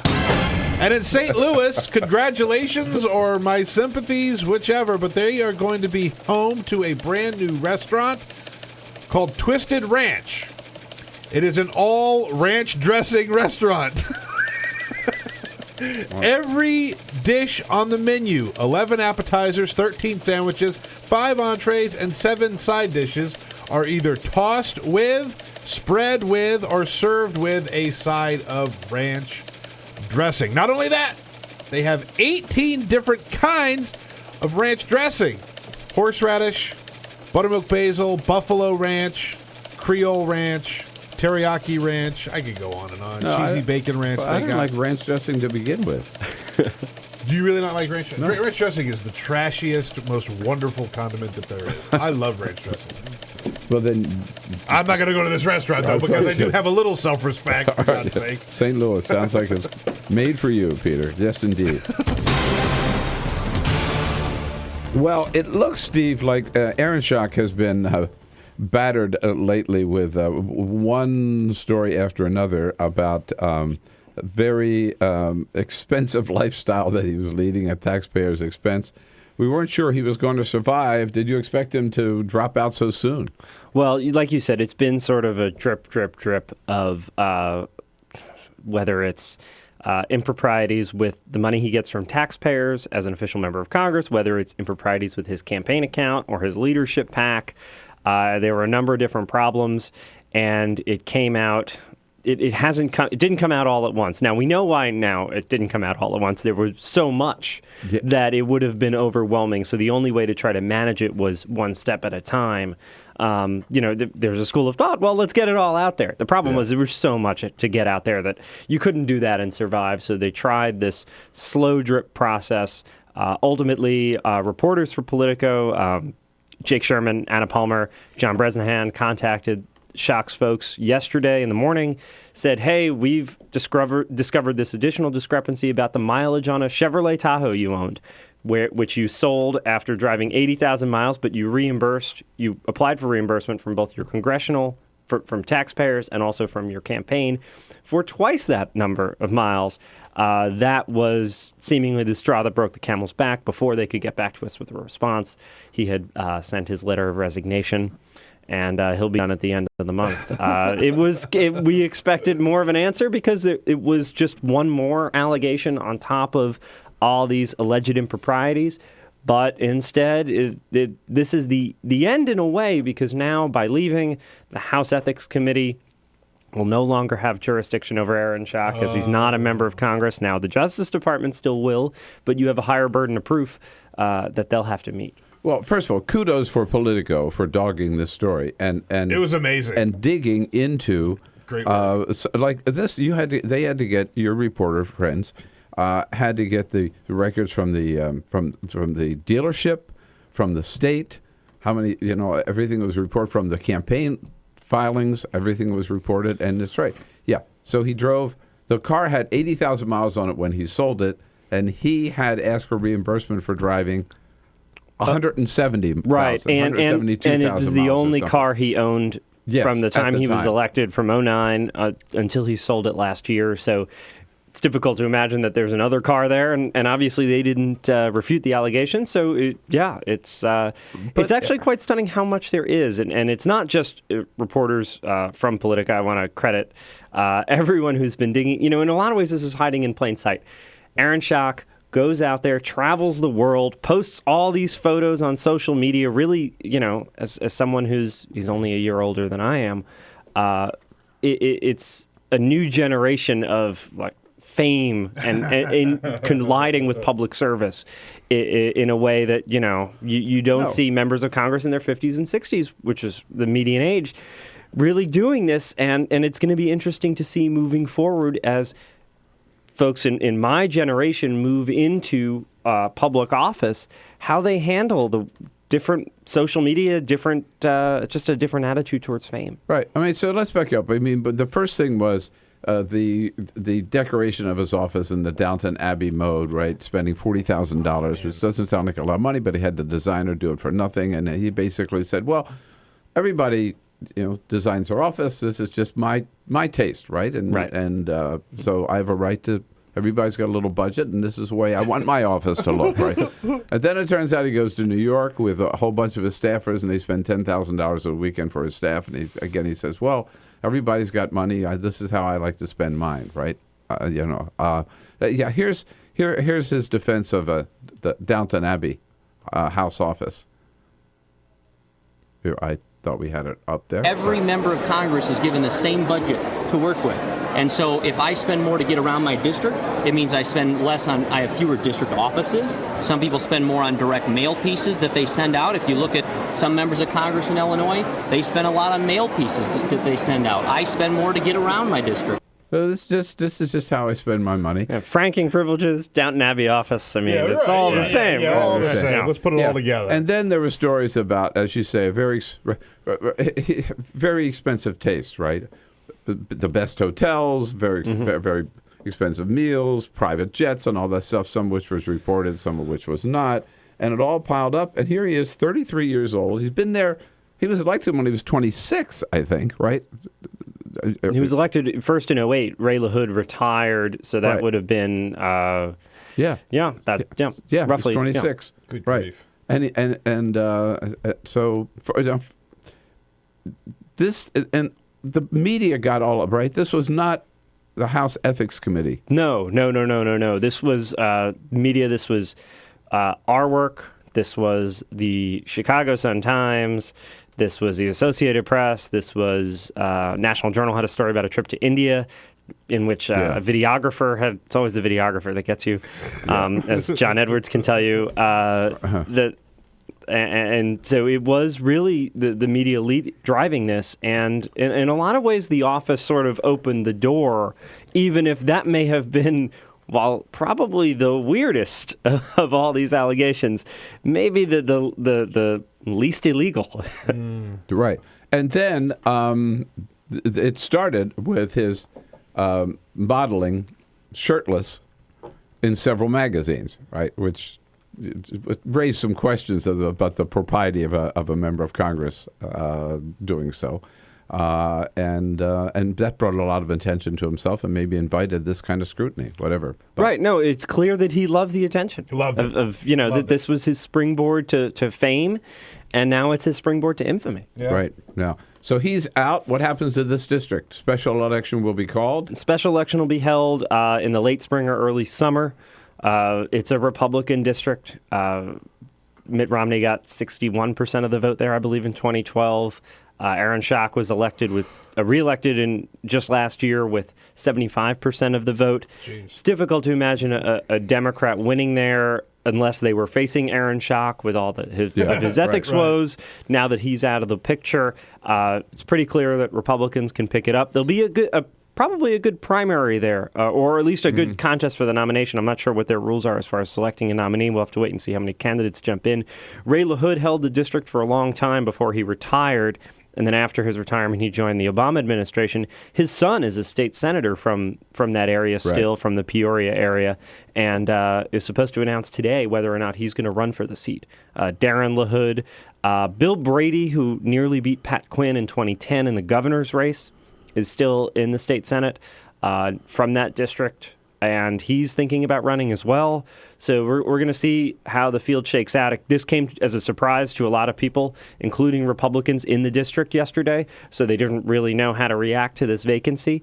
We'll get a lot more clarity as the week progresses as to who's going to be in the ring for the seat. Right. Meanwhile, a little shakeup in Scott Walker's presidential campaign. What's that all about? Steve Shepard here with us from Politico. Talk continues when we come back here on The Bill Press Show. This is The Bill Press Show. Anti-government, self-described revolutionaries have shot up a pizza restaurant as well as a Walmart in Las Vegas. The internationally syndicated political series, The David Pakman Show, provides progressive talk, analysis, and interviews with the nation's youngest radio and television host, David Pakman. Find out more and catch up on all the latest episodes by visiting our website at freespeech.org.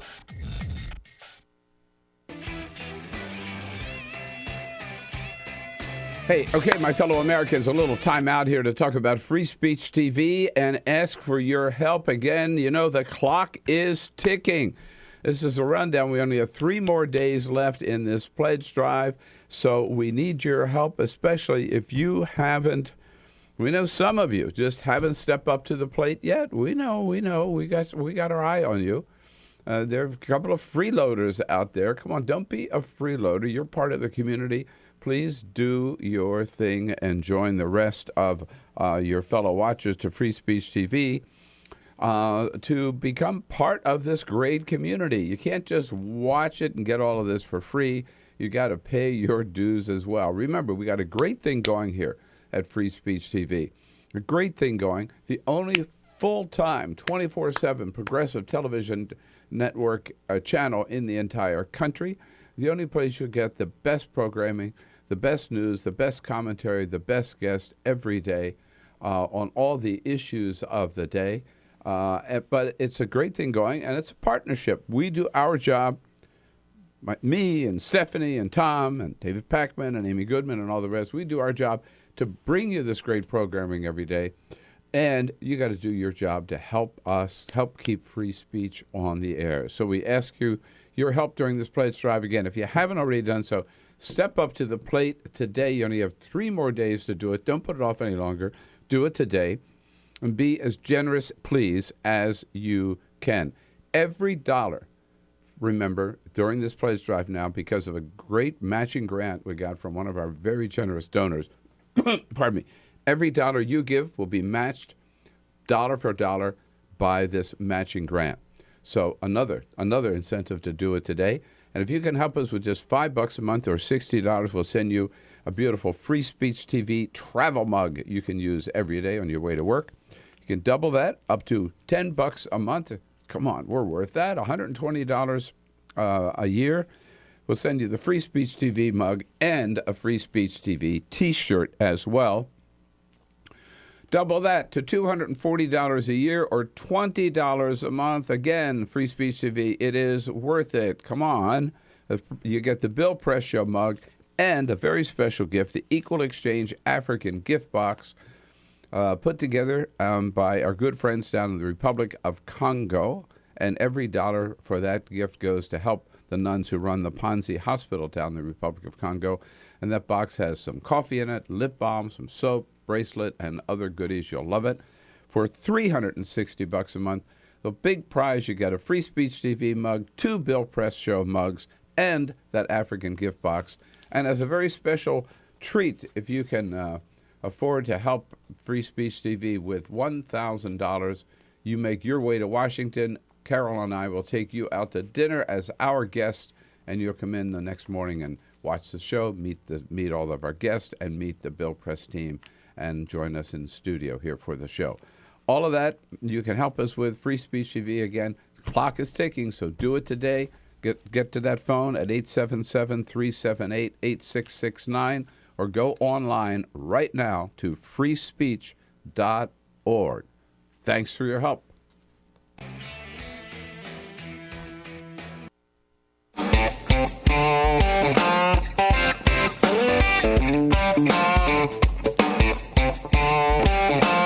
This is the Bill Press Show. How about 26 minutes after the hour, Congressman Chris Van Hollen joins us at the half hour.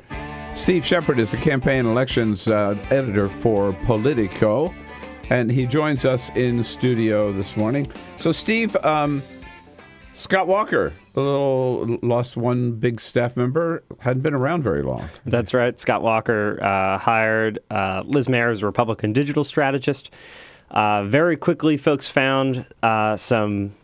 Look, Iowa and New Hampshire have very special places in our political culture, and they're very protective of those places as the ones who get to vet the presidential candidates before anybody else.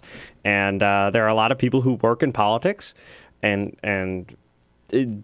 also political journalists who think that this is kind of stupid, that the rest of the country should get to decide. We hear that every 4 years, and yet nothing changes. Right, and occasionally they express that, sometimes on social media, where it lives forever. And if you're a presidential candidate and you hire someone who says, why do people in Iowa get to, get to pick first?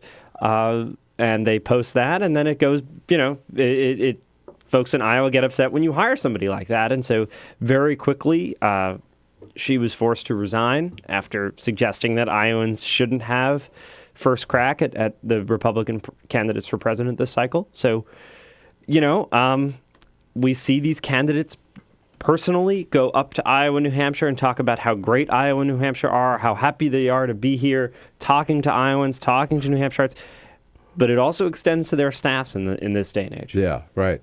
So while Scott Walker is there trying to grubbing for votes in Iowa, he's got this staffer who had said Iowa basically is overblown and shouldn't count for that much. And so she lost her job. Yes. And in fact, very, very quickly, within a matter of days of this coming to light, and within a matter of days of her joining the campaign. See? It's crazy, man. It's a crazy story. It's a rough road out there, huh? Well, we wonder how long the Scott Walker boomlet is going to last, but he wanted to be sure that this did not bring him down, right? So taking no chances. Yeah, no. And his hope is Iowa, being from neighboring Wisconsin. He needs to do very well in Iowa because his success without that probably won't translate to New Hampshire. All right. Hey, Steve, always great to see you. Top of everything as always. Thanks for coming in. Always. See you again.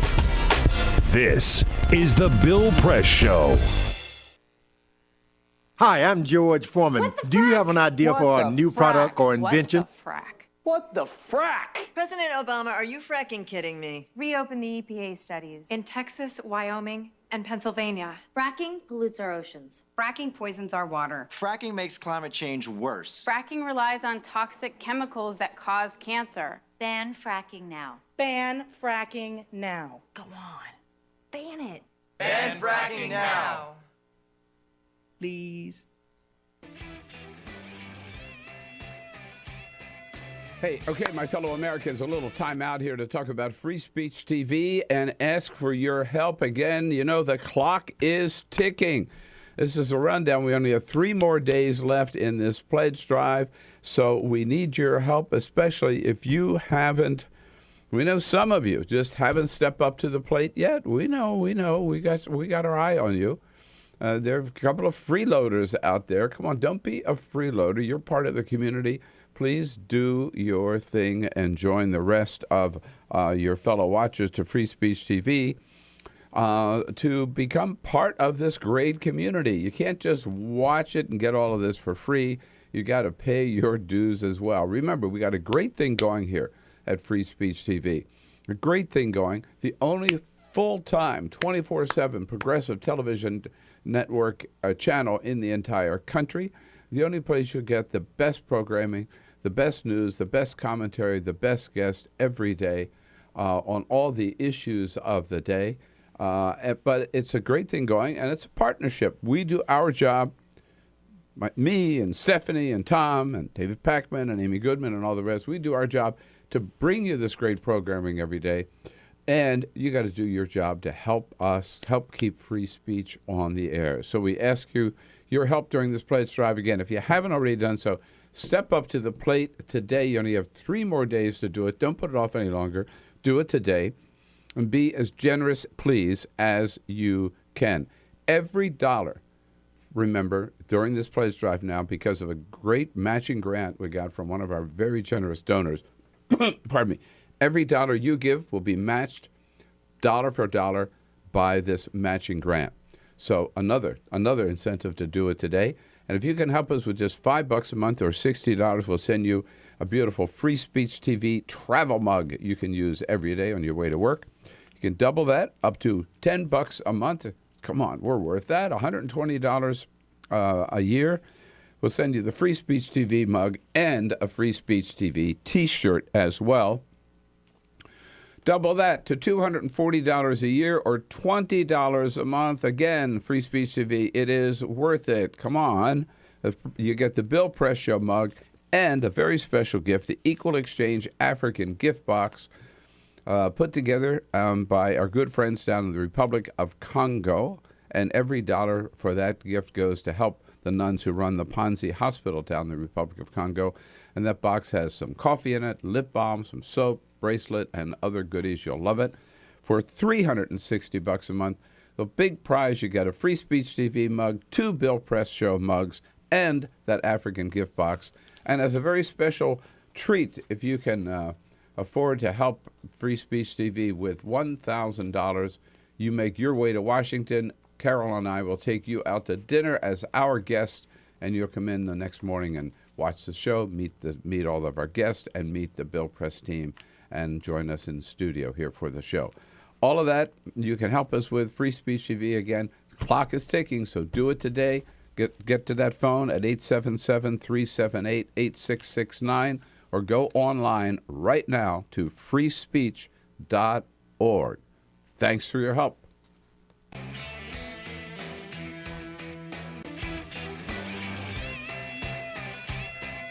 Hey, okay, my fellow Americans, a little time out here to talk about Free Speech TV and ask for your help.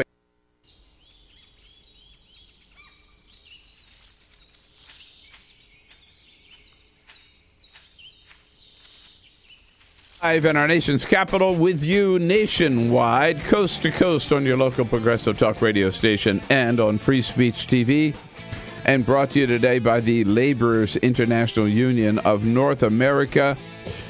Got to love the men and women of the Laborers Union under President Terry O'Sullivan, building a better America for sure, and that's where you'll find them online at LIUNA, L-I-U-N-A, LIUNAbuildsamerica.org. Well, the Republicans yesterday releasing their budget. Does it have a prayer? Does it have anything in there that we ought to get excited about? President Obama yesterday said he was hoping he would get the luck of the Irish yesterday, and the Republican budget might come up with something promising. Didn't work out that way, according to the president. Nobody knows that budget better than our good friend, ranking Democrat on the House Budget Committee, Congressman Chris Van Hollen from Maryland, joins us on our news line this morning. Hello, Congressman. Always good to talk to you. Bill, great to be with you this morning. Thank you. I do want to talk to the budget. I do have to ask you first about some other news in your life, Congressman. We thought you liked it in the House. What is this talk about moving up to the Senate? Well, congratulations on your decision. Well, I do love the House, and I'm not sure it's moving up to the Senate. But anyway, I've been talking to a lot of Marylanders and hoping to have the opportunity to represent the whole state. Not just the 8th District, which is a great district to represent, but hoping to have the opportunity to represent the entire state of Maryland. Speaking as a Marylander here, this is Peter. I'm so happy to see you get into the race. Well, thank you very much. We're off to a good start. It's going to be a lot of hard work, and we're going to run this race like I ran my first race for Congress in a grassroots fashion and really focused on issues people care about. Congressman, including the kind of issue we're going to be talking about this morning. Yeah, right. And now, of course, we know you're not alone so far, right? Congresswoman Donna Edwards has also said she wants to seek that seat. This is the seat vacated by Barbara Mikulski, who's been a great senator for the state of Maryland, for sure. Do you expect, what do you hear? Do you expect any others to jump in? Look, I just don't know, Bill. I'm just focused on, talking to people from across the state. As you said, Senator Mikulski's done a terrific job for the state of Maryland and for the country. And I, hope to have an opportunity to provide that kind of leadership. Well, we'll have lots of opportunities to talk more about that race as we go down the road. So when you look at this Republican budget, I mean, they start out with the repeal of Obamacare. Not a good place to start, right? Congressman, tell us about it. Yeah, look, I mean, you remember right after the November election, you had Speaker Boehner and the Republican leader in the Senate, Mitch McConnell. They said, now they really get it. They're going to start focusing on jobs. They're going to focus on, the middle-class squeeze, wage stagnation, all these issues. Well, it turns out they were just kidding. I mean, if you look at this budget, it's going to make life a lot harder for hardworking Americans. As you point out, they're going to repeal the Affordable Care Act. That's 16 million people who now have affordable health care who won't have it. And get this, and this is why this particular budget takes gimmickry and quackery to a new level. They actually depend on the revenues from the Affordable Care Act in order to claim that their budget balances at the end of 10 years, right? So on the one hand, they say, they beat their chest, say they're repealing the Affordable Care Act, and then they're claiming their budget balances, which is nonsense. It doesn't, because it requires the revenues from the Affordable Care Act and others, I should say. So it's sort of this is bad news all around for the country. Do they now? What happens to it now, Congressman? Does it have any real chance or any real life? Well, today in the Budget Committee, we will debate it. We will offer amendments. The Democrats, I don't think there's much suspense in the final outcome of the vote. The Republicans have the majority. They'll pass it. The issue now is, of course, Republicans control the Senate, and so in some ways they can no longer blame the Senate for not getting a combined House-Senate budget.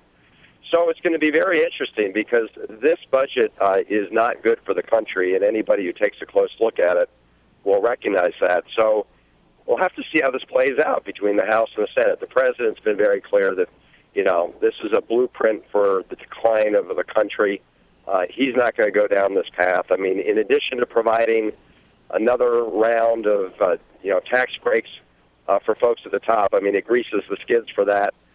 It then has devastating cuts to our kids' education, makes college student loans more expensive. It hits seniors, increases their prescription drug costs. I mean, the more people look at it, the more they will reject it. And major cuts in the food stamp program, too, I believe we were Yes, told, absolutely. We were trying to get a better read on exactly what they're doing, but if the past is prologue, if last year's budget is a guide, it does have deep cuts to the food nutrition programs. We haven't been able to put an exact number on it. We hope to get that from them today. How long has it been? Well, first of all, is there a deadline to pass this budget? Well, yes. I mean, under the budget rules, you're supposed to have a combined House-Senate budget plan by April 15th. So what will happen is after the debate in the House Budget Committee and then the Senate Budget Committees this week, these budgets will proceed to the floors of the House and the Senate next week. I know that's the schedule in the House. And then they're going to have to try and, reconcile the differences between the two by April 15th. But we got a long way to go to get to that point. And, again, the sad news for the country is despite that initial rhetoric from Speaker Boehner and Senator McConnell, the reality is that this will really make life harder for hardworking Americans. It's going to increase the tax burden on them. They actually scale back some of the tax credits for higher education and the child tax credit, even as they provide a path for these Romney-Ryan tax rate cuts for the wealthy. Could the president veto the entire budget were the Republicans to pass it?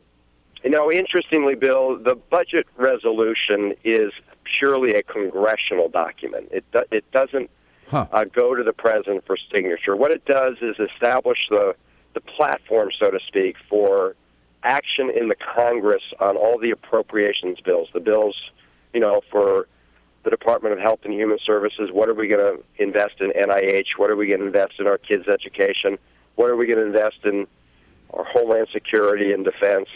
And so it's a blueprint for that. Now, it can be used to fast track, things like cutting Medicare benefits. And if you look at the Republican House budget, they do put, Medicare on a path toward ending the guarantee by moving it to a voucher plan. We've heard this plan before. And then the question is whether they will try to do that through the legislative process through what's called a fast track that would prevent Senate Democrats from filibustering. Congressman, so where are we now with the sequester? I mean, is that still in place, and does this Republican budget do anything about it? So for the year that we're in, this fiscal year 2016, starting October 1st, what they do is they keep the sequester levels, the sequester caps in place, which really means we're not investing what we need in education, in science and research innovation, in modernizing our infrastructure. However, while they claim to be keeping the caps in place for both defense spending and this whole area of non-defense spending that I'm talking about, they actually have this huge workaround where they're putting more money into the overseas war operations than the Joint Chiefs of Staff said was necessary for our overseas operations, more than the president requested, more than the military leadership requested. Why are they doing that? It's because they want to increase defense spending while not increasing our investments in our kids' education, not modernizing our infrastructure. The president has made it very clear that he's not going to put up with that. The president's budget increases our national security and defense spending by $35 billion, but also increases our investment in these other areas, education, science and research, by $35 billion, because he recognizes that it's important to have a strong and well-educated workforce in order to have a good economy. Sure, and a balanced approach. And finally, Congressman, I've got to ask you, any comment on the announced resignation yesterday of Congressman Schock from Illinois? Were you surprised? Look, I have to say I've been so focused on other things. I haven't been following all the details, but I suppose it was a matter of time given all the news that was coming out. Yeah, it was one of those drip, drip, drip situations, and I think he finally saw they couldn't get ahead of it, I guess, right? Yeah. Well, Congressman, you've got a lot on your plate today, a budget hearing and a campaign to run, too. So we'll let you go, get back to work. Look forward to seeing you. Thanks a lot, Bill. All right, thanks so much. Always good, Congressman. Thanks so much, Congressman Chris Van Hollen, Democrat from Maryland and candidate for U.S. Senate from Maryland.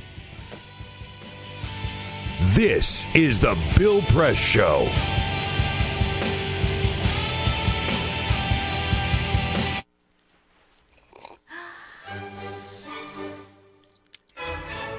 When I started learning about nutrition, about which, by the way, much less is known than you might think, I learned that what mattered most about one's health was not necessarily the nutrients, good or bad, that you were consuming or staying away from, or even the calorie counts. But what predicted a healthy diet more than anything else is the fact that it was being cooked by a human being and not a corporation.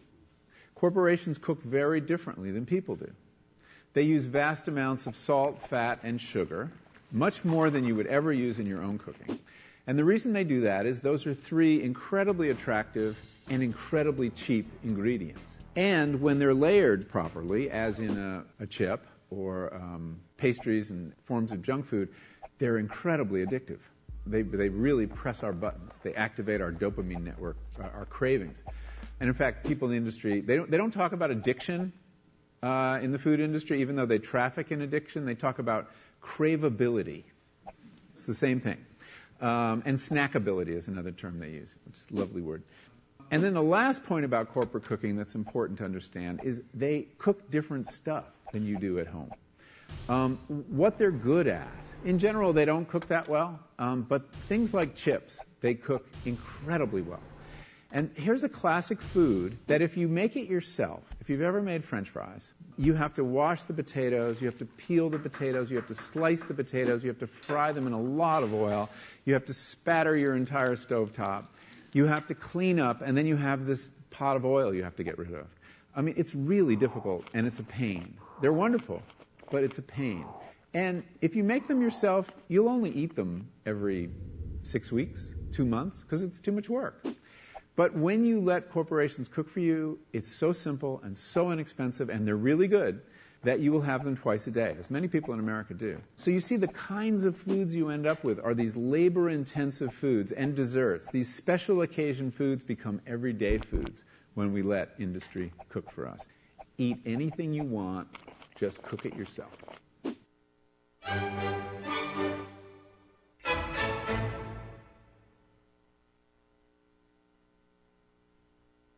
So, I'm kind of new here, but I've noticed a trend. My human does this funny thing where she goes around and gets all my toys, and then she hides them in that basket by the door. You know, but it's always the same basket, and it's always in the same place. And then she acts so surprised when I find them, but, you know, she's putting them in the same basket. Again. It's like, hello? That's where you put it last time. You were the worst at hide and go seek.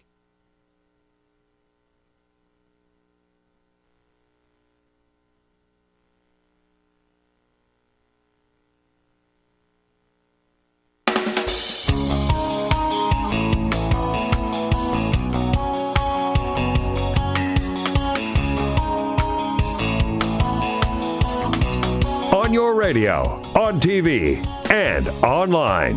This is The Bill Press Show. Here we go now, 13 minutes before the top of the hour with Congressman Dan Kildee joining us at the top of the next hour, followed by Kevin Barron from Defense One. And the big news of the day, of course, is not here in the United States at all. It is what happened in Israel with the election, which everybody, thought was going to be a close one. Congressman Benjamin Netanyahu, otherwise known as Bibi, up for re-election. It turned out that it looks like Netanyahu won pretty soundly.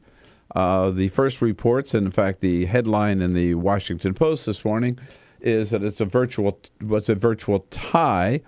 New York Times headline is Netanyahu soundly defeats his chief rival, and that looks to be the case. Israeli politics is a lot more complicated than ours. Who becomes prime minister depends on who gets the most seats in the Knesset, but at this point, it appears that the Likud party won 29 or 30 seats, and the main opposition party, won 24 seats. Neither one now has a majority in the Senate, in the Knesset rather, but Netanyahu certainly has a leg up as he and Mr. Herzog both start approaching the other 11 political parties who got some seats in the Knesset to try to get together, cobble enough support from the minority parties to get up to a majority in the Knesset. Again, it looks like Netanyahu has the edge. He does definitely have the edge there. It looks like he will be successful. It'll take a couple of days to do it in putting together enough seats in the Knesset to continue and as prime minister and go into his fourth term as prime minister. Early in the evening, when the votes came in, Netanyahu declared victory here through a translator. We have achieved a great victory for the national camp headed by the Likud. And we have achieved a big victory for our people. Yes, a big victory for Netanyahu. It looks to be the case, in fact. And while that may be no doubt was a disappointment at the White House because of the way that Netanyahu has been treating President Obama and the United States in general, Josh Earnest affirmed insisted yesterday that this was not going to affect U.S.-Israeli relations. The president has no doubt that the strong ties between the United States and Israel will endure far beyond this election, and that has been true for generations now. At the same time, you've got to say this is going to be a rough road ahead for U.S.-Israeli relations, particularly because of the way that Prime Minister Netanyahu has conducted himself and treated the president of the United States in the last, I'd say, well, since President Obama's been in the White House, but certainly in the last few months. And it started with Netanyahu, who we know almost publicly endorsed Mitt Romney in 2012. And then he accepts this invitation from Speaker John Boehner to address a joint session of Congress for the sole purpose of disagreeing publicly with President Obama on Iran and on our policy toward Iran and on the possibility of seeking a negotiated settlement with Iran. Pokes the president in the eye publicly here in the United States in front of that joint meeting of Congress. Number one. Then he goes back to Israel and just campaign. It was a campaign of fear, sheer demagoguery, appealing to the worst instincts of the Israeli people, running as an extreme right-winger, promising the day before his election that if he is reelected prime minister, he guaranteed the people of Israel there will never be a Palestinian state. There will never be a two-state solution, thereby repudiating the policy of the United States under several presidents, starting publicly with George W. Bush. Republican and Democratic presidents have been pushing for a negotiated settlement between Israel and the Palestinian Authority for years, or decades. That's the policy of every leader of every one of our allies, every country in Europe.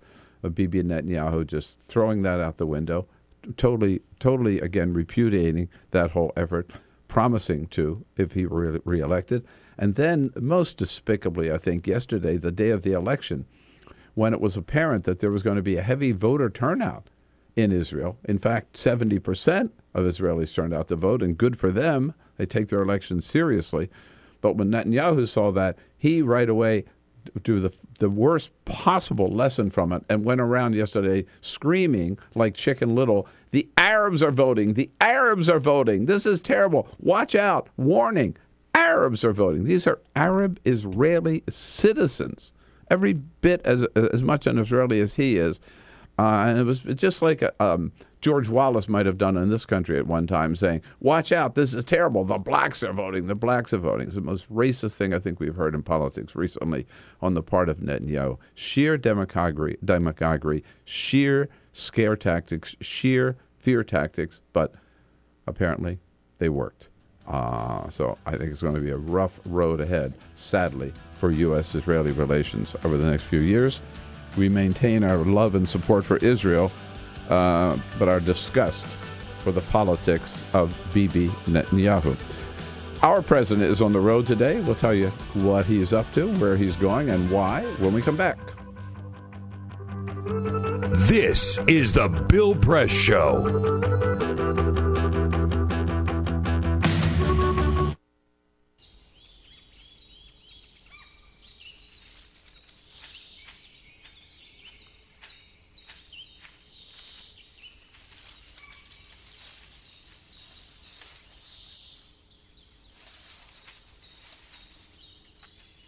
At Earth Justice, we defend the environment in the courtroom.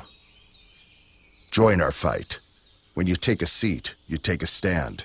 Earth Justice, because the Earth needs a good lawyer.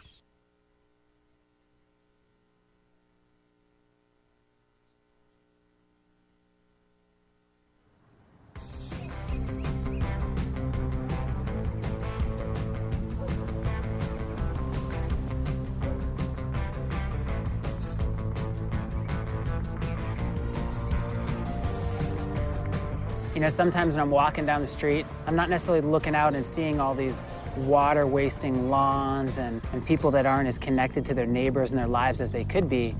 I'm walking down the street looking, going, edible oases, rainwater, fed landscape, and just looking at the possibility of these sort of landscapes up and down the streets of neighborhoods and communities all across this world.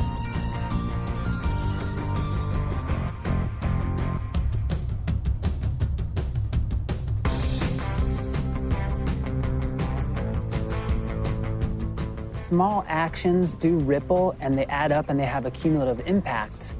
And so when you're building upon your small mindful actions, you know, you have the confidence and the ability to take on something a little bit greater. So that could be nice.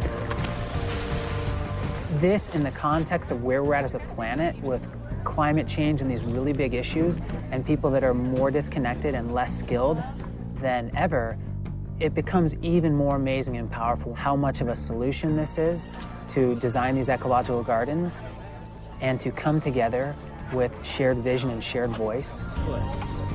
There's never been a time where your choices have mattered more. Doing something as simple as us transforming a landscape creates a model that anybody can look at far and wide, and you're sharing food and connecting and building skills together in your own neighborhood. It's a richer way to live in normal times, but in the new normal of climate change and erratic weather and economic upheaval, it becomes essential. Whether it's me, you, Gandhi, Che, MLK, Willy Wonka, whoever, past, present, or future, the power of our daily actions is all that we have. You know, and like our community said, give me a place to stand and a lever long enough and I'll move the world. And that's what those simple actions do. They move the world every day.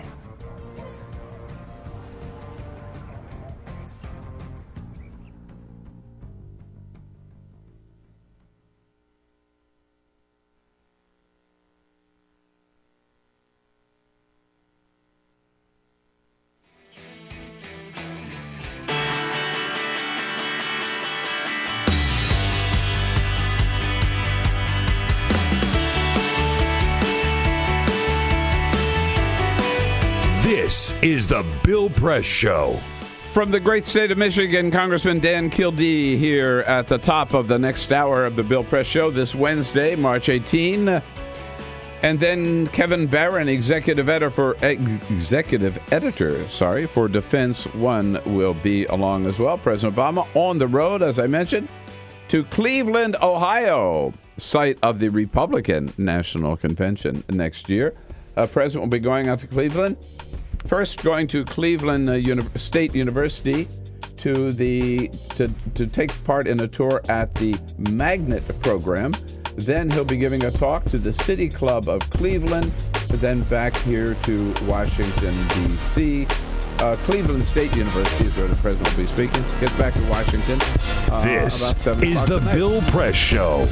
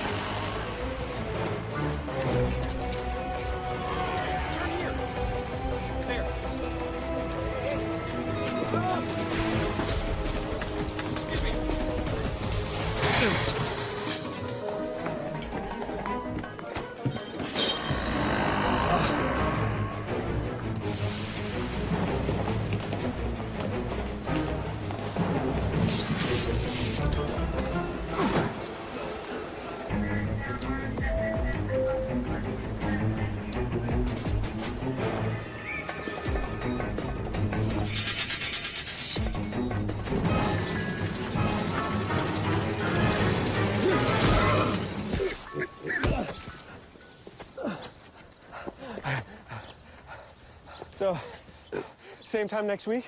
Well, of course. Put away a few bucks, feel like $1 million. For free tips to help you save, go to Feed the Pig. Hey, okay, my fellow Americans, a little time out here to talk about Free Speech TV and ask for your help. Again, you know, the clock is ticking. This is a rundown. We only have 3 more days left in this pledge drive, so we need your help, especially if you haven't. We know some of you just haven't stepped up to the plate yet. We know. We got our eye on you. There are a couple of freeloaders out there. Come on, don't be a freeloader. You're part of the community. Please do your thing and join the rest of your fellow watchers to Free Speech TV to become part of this great community. You can't just watch it and get all of this for free. You got to pay your dues as well. Remember, we got a great thing going here at Free Speech TV. A great thing going. The only full-time, 24/7 progressive television network channel in the entire country. The only place you'll get the best programming, the best news, the best commentary, the best guests every day on all the issues of the day.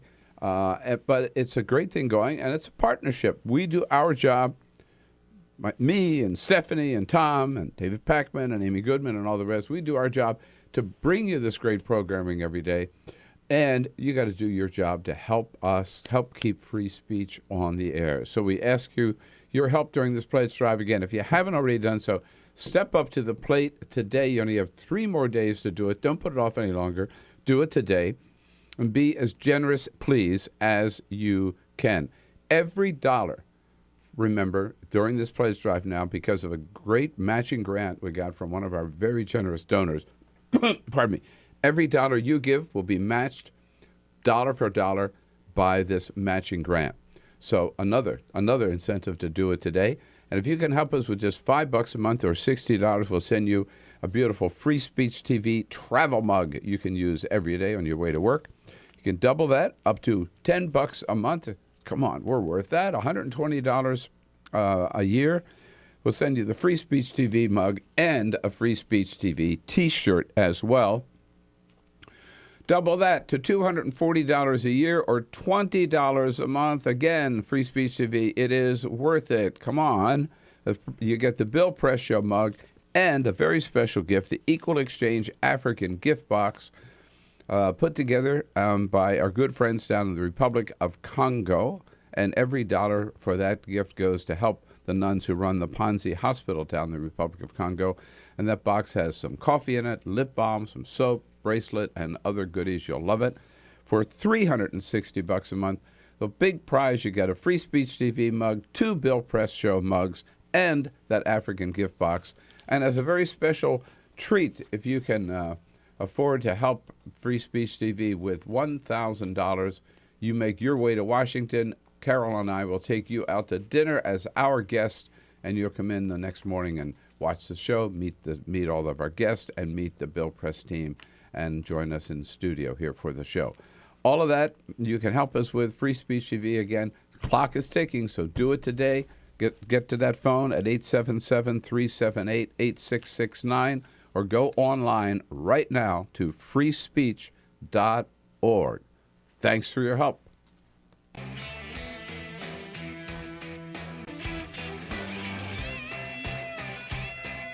Hey, you wouldn't let money just blow out of your house. So when your AC or heater is on, make sure the doors, windows, and fireplace flue are shut tight. If you're headed out, turn down the AC or lower the heat by 10 degrees. And always keep your water heater set at 120. A little bit of common sense goes a long way. Get more great tips at energysaver.gov. So, I'm kind of new here, but I've noticed a trend. My human does this funny thing where she goes around and gets all my toys, and then she hides them in that basket by the door. You know, but it's always the same basket, and it's always in the same place. And then she acts so surprised when I find them, but, you know, she's putting them in the same basket. Again. It's like, hello? That's where you put it last time. You were the worst at hide and go seek.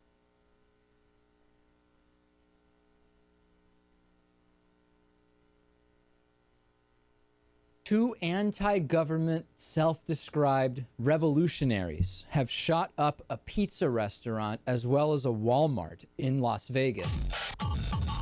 The internationally syndicated political series, The David Pakman Show, provides progressive talk, analysis, and interviews with the nation's youngest radio and television host, David Pakman. Find out more and catch up on all the latest episodes by visiting our website at freespeech.org.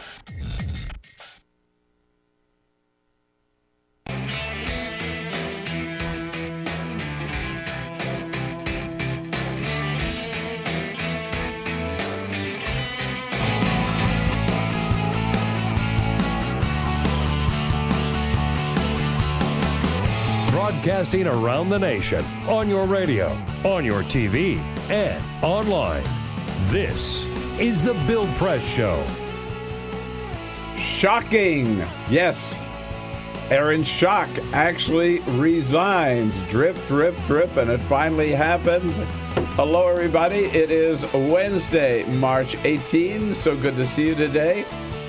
It's the Bill Press Show, live from Washington, D.C., in our studio on Capitol Hill. Here with you coast to coast on your local radio station, progressive radio station, that is, of course.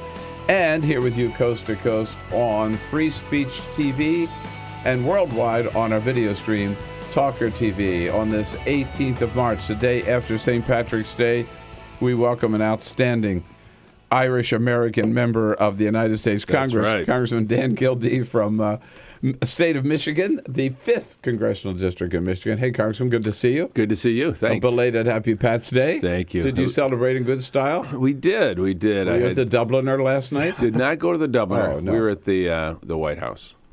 A little step up, little bit of a step up there. I looked for you. And the Taoiseach? The Taoiseach was there. Was there? I had a meeting with him yesterday afternoon, but he was also at the White House, and some of our other friends. Jerry Adams was in town, so it was nice to see him again. And President Obama. President Obama. Right. That apostrophe. Yes, after the Obama. Yeah, right. Nobody's more Irish than Barack Obama. I don't know if you remember, there was a song that was just took off in Ireland back in 2008 that was written about Barack Obama, as they call him, Barack Obama. Here's what I never understand. So on St. Patrick's Day, why is the Prime Minister of Ireland always in the United States? There are 7 times more Irish in the United States than there are in Ireland. How funny is that? Wow. That answers it. Yeah. But I mean, to me, it's sort of like the President of the United States being in Ireland on July the 4th. Yeah, it is true. And, I've been in Ireland on St. Patrick's Day, and the old myth was that, well, they really don't celebrate it. Believe me, they celebrate St. Patrick's Day. I was down in Dublin on the banks of the Liffey River. There were 1 million people down there watching the parade. But it has been a tradition for the Taoiseach and other Irish representatives to be in the United States because the greatest percentage of the Irish diaspora is here in the U.S., and it's a really important relationship. So they were down on the banks of that river there in Dublin because they don't have to worry about snakes. Yeah, right. That's right. Not anymore. Not anymore, right? Thanks to Patrick. Peter Ogburn and Lisa Murphy, our team here this morning. Hey. Hey, good morning. There we are. Alicia Cruz had to leave us for a little bit, but Monty Kanzler is here as our videographer, so keeping us Alicia looking might good. have had a little too many green beers. Do you think yesterday. that's what it was? One too many green beers. That'll do it. Amateurs. Yeah, I know. Come on. Lots to cover here with the Congressman today on the latest goings-on or not goings-on on the Hill. But first, this is the Full Court Press. Yes, indeed. Just a couple of other stories making news. I told you about Starbucks last hour and their new Race Together program. When they're not busy solving racial tension in this country, they are selling very, very exclusive bags of coffee. They have a brand new blend that they are selling. It's called a Reserve Low Caffeinated Lorena bean is what it's called. And it's so exclusive that they're only selling it for a week, and they're only selling it in 20 of their stores. 17 of the stores are in Seattle. So rush to Seattle. But they will be selling them at a store in Chicago, another at Harvard, and then one in Williamsburg. Well, what's the point? New York. They say it's very exclusive, very good coffee. They say it has a, quote, soft, lemony character. And if you want it, you can pay $16 for a bag of it. Imagine how much that costs, right? Bill, you have kind of a soft lemony character. I said that about Bill. You can only find me in 20 Starbucks. Coast to coast. That's right. When you take a look at the top 30 biggest cities, which city has the longest work week?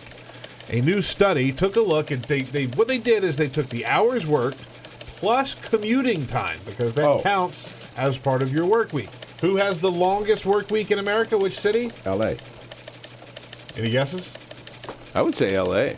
New York City is number one. Part of it is because they said the average commute in New York City is about 6 hours a week just for commuting time. So you work your 40-hour work week, and then you've got 6 hours of commuting time all the way around. But unlike L.A., you can read the newspaper on your commute in New York. Yeah, they're coming in by train. In L.A., they're driving. That's right. Yeah, that's right. So, and when you think of Nike, you think of their famous catchphrase, "Just do it." Right? One of the very, very famous catchphrases. Where did that phrase come from? Dan Whedon, the co-founder of the advertising agency Whedon and Kennedy, sat down for an interview at the Design Indaba conference earlier this month, and he said where they got the slogan. He got it from Gary Gilmore, a convicted murderer, and when he was being put to death, his last words were, "Oh my God!" He's the guy that they shot in Utah, isn't he? No, he was he was put to death. He was put to death. They said, "Do you have any final words?" And his final words were, "Let's do it." And so they were, "Let's do it." And then the designer said, "Might be a little too close to what this murderer said." So they just changed it to "Just do it." But he was the inspiration for one of the most famous slogans in all of branding. Oh my goodness! Let's do it. There it is. And he's not getting a penny for it. No, he's not. Nor his family. All right. Yes, indeed. Now, 12 minutes after the hour. So, Congressman, any thoughts on the sudden resignation of Aaron Schock? Were you surprised? Well, I'm not surprised after the last week or so of reporting. It just seemed like this onion had several peels that they were left to peel. So it didn't look good. You know, starting with the Downton Abbey design, he just asked for scrutiny, and when he underwent that scrutiny, it was amazing, even to members of Congress, the kinds of things that he was spending money on. And the latest... what BBC show is your office decorated after? My office, I guess the Flintstones would probably be the closest. I'm in the Cannon building. It's an old building. Sure. Right. The latest, just so our viewers and listeners know, that was the... Politico looked into, they really dug into the mileage on his car. His car, when he sold it, had 81,000 miles on it. He had claimed reimbursement for having driven 172,000 miles. And that was the only car that he had, the only car that he ever drove. So it could have been like that scene in Ferris Bueller where they rolled the car backwards to try to erase the miles. Put a brake on the accelerator, But, in a sense... In a sense, it's pretty petty stuff. You know, that's the thing. Actually, it's just hard for any of myself or any of my colleagues to imagine being so brazen in violating the basic standards that we're governed by. So, unfortunately, and I liked Aaron. I mean, I got to know him. He was sort of my neighbor across the hall. It's just it's too bad, and he made a huge set of mistakes. Right. And he's out at 33. Pays the price. Right. Yeah. Yesterday, the big political news, of course, had nothing to do with, well, it has a lot to do with this country, but not an election in this country, but an election in Israel. The New York Times headline, Netanyahu soundly defeats chief rival. I guess maybe that speech here in the Congress worked for him. Well, it may have. I don't know if it was the speech or, sadly, I think this horrible comment that he made, sort of acknowledging that he will never accept a two-state solution as long as he is prime minister. Whether that pandered to some of the fears among voters in Israel or not, I don't know. But presumably he made that statement for the purpose of getting votes. And unfortunately, you know, his political speech here and maybe that comment was enough to make a close race not so close. The consequences of both his speech and that comment will be reverberating for a long time, and it will affect the U.S.-Israel relationship, and I hope it's something that we can overcome. It's certainly it's going to take some time to repair. It will. You think? Yeah. The speech will take time to repair. The position that he takes, that a principle that has been fundamental to many American political figures' support of Israel, that we will make sure that the Palestinian people have the right to build their own independent state, while preserving the independence and the security of Israel at the same time. You know, side by side. It's been policy of the United States. It was George W. Bush's policy. Right. And it's obvious when you look at under Netanyahu what he's been doing that he never supported. A Palestinian state. The continued development of settlements, for example, in Palestinian territory was contradictory to the notion of a two-state solution.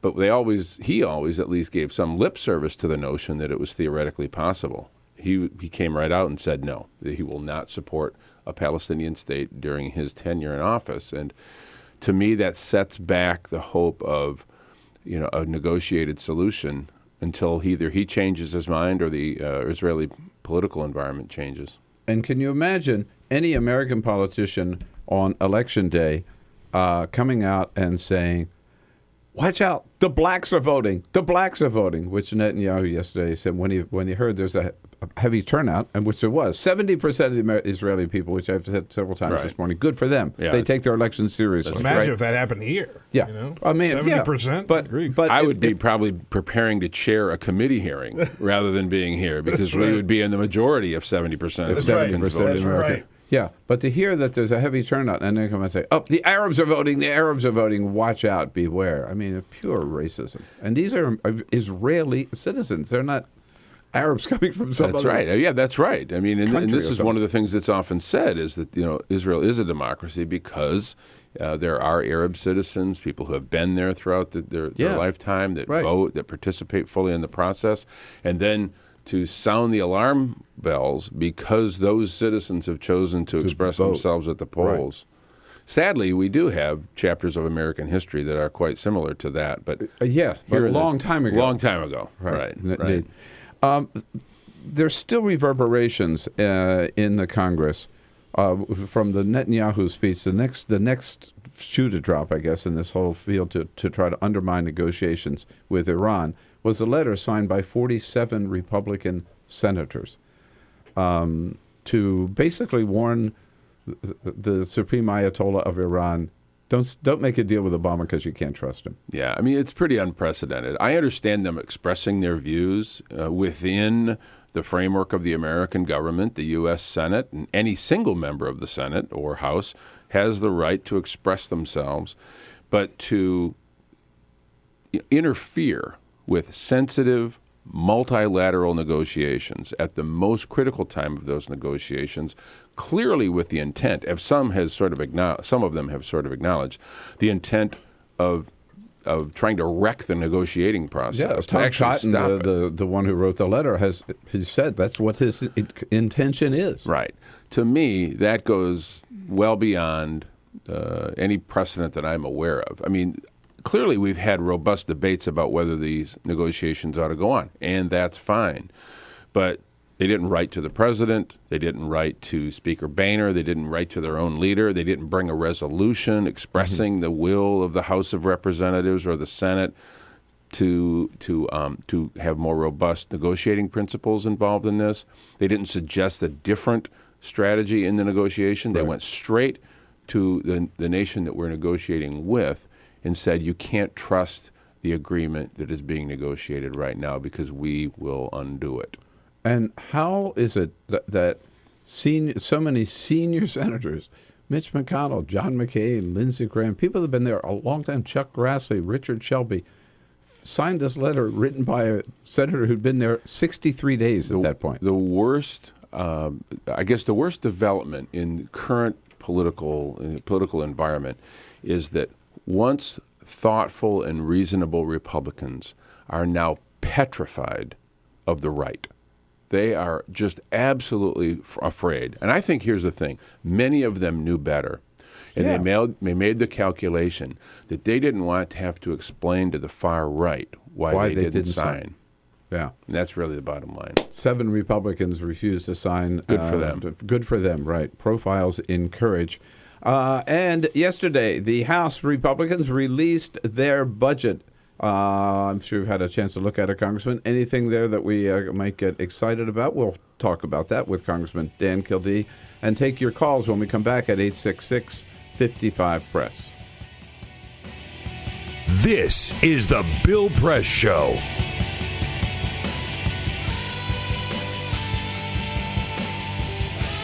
What the frack? What the frack? What the frack? What the frack? President Obama, are you fracking kidding me? Reopen the EPA studies in Texas, Wyoming, and Pennsylvania. Fracking pollutes our oceans. Fracking poisons our water. Fracking makes climate change worse. Fracking relies on toxic chemicals that cause cancer. Ban fracking now. Ban fracking now. Go on. Ban it. Ban fracking now. Please.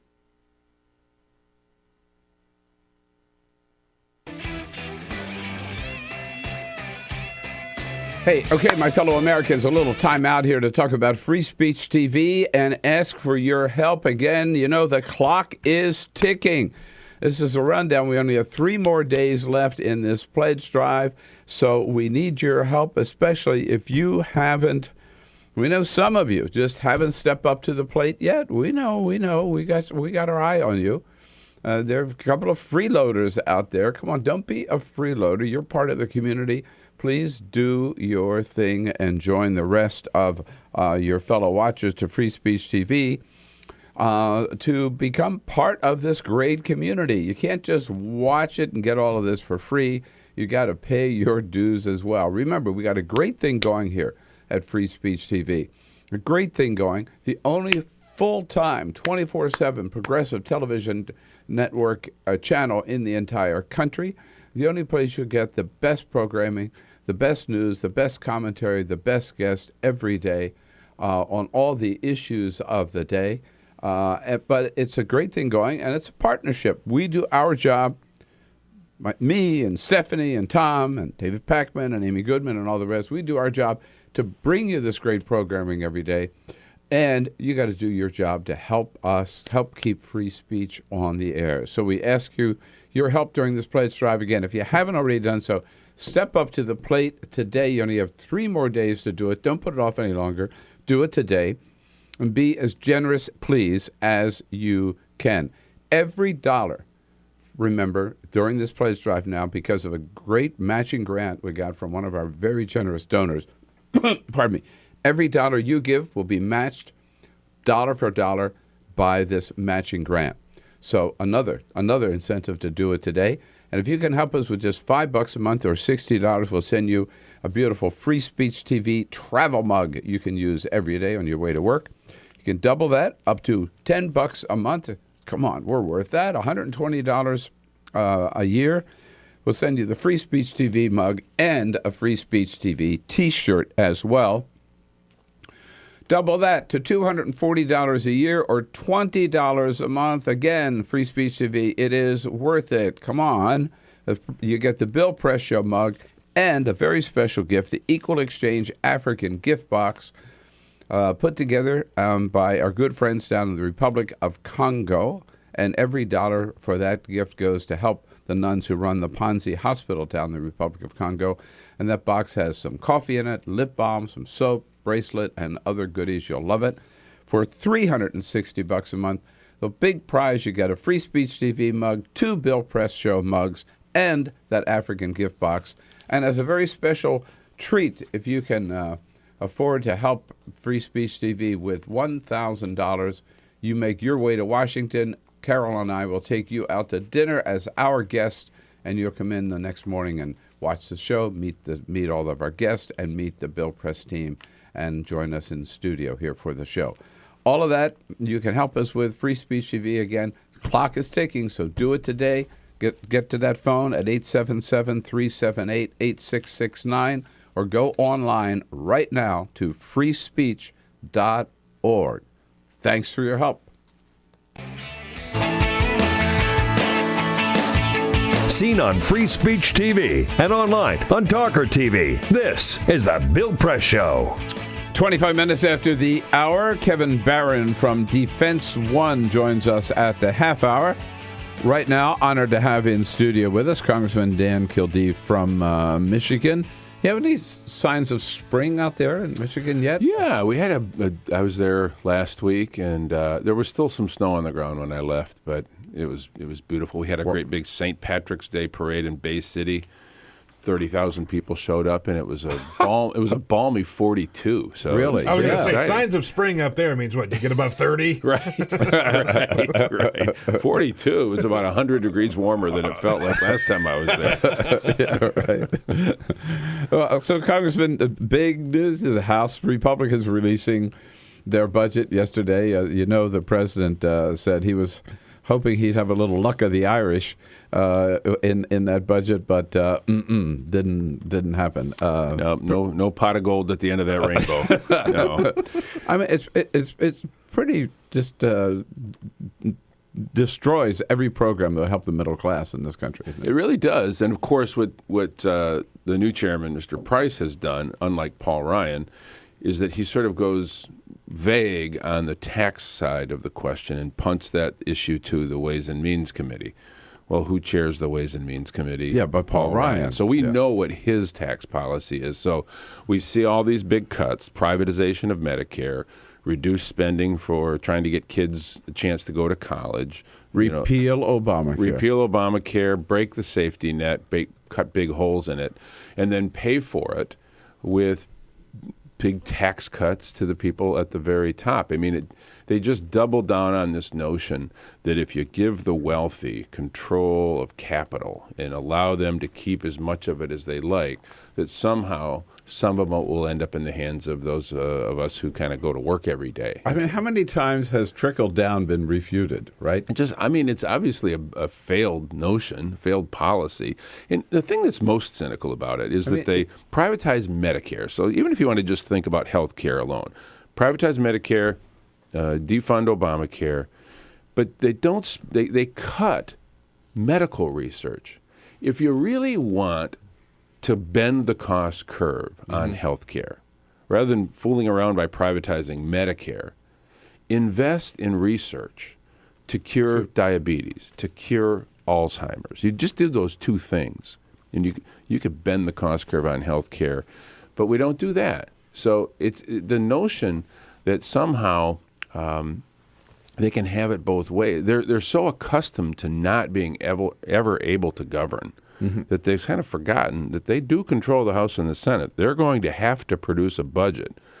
Their math doesn't even work, and the policies are counterintuitive to anybody who wants to grow for any effort to grow the economy.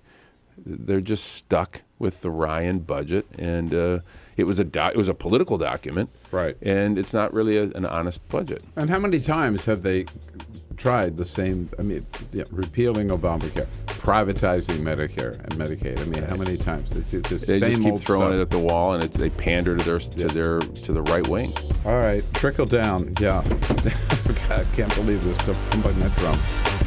Congressman, always good to see you. Thank you very much. Happy spring. Yes. All right. Thank God. See you again soon. This All right. is the Bill Press Show.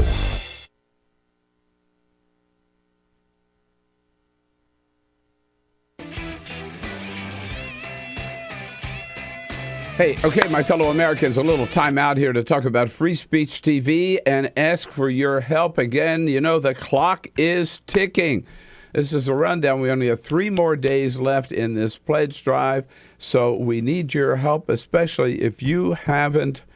We know some of you just haven't stepped up to the plate yet. We know. We got our eye on you.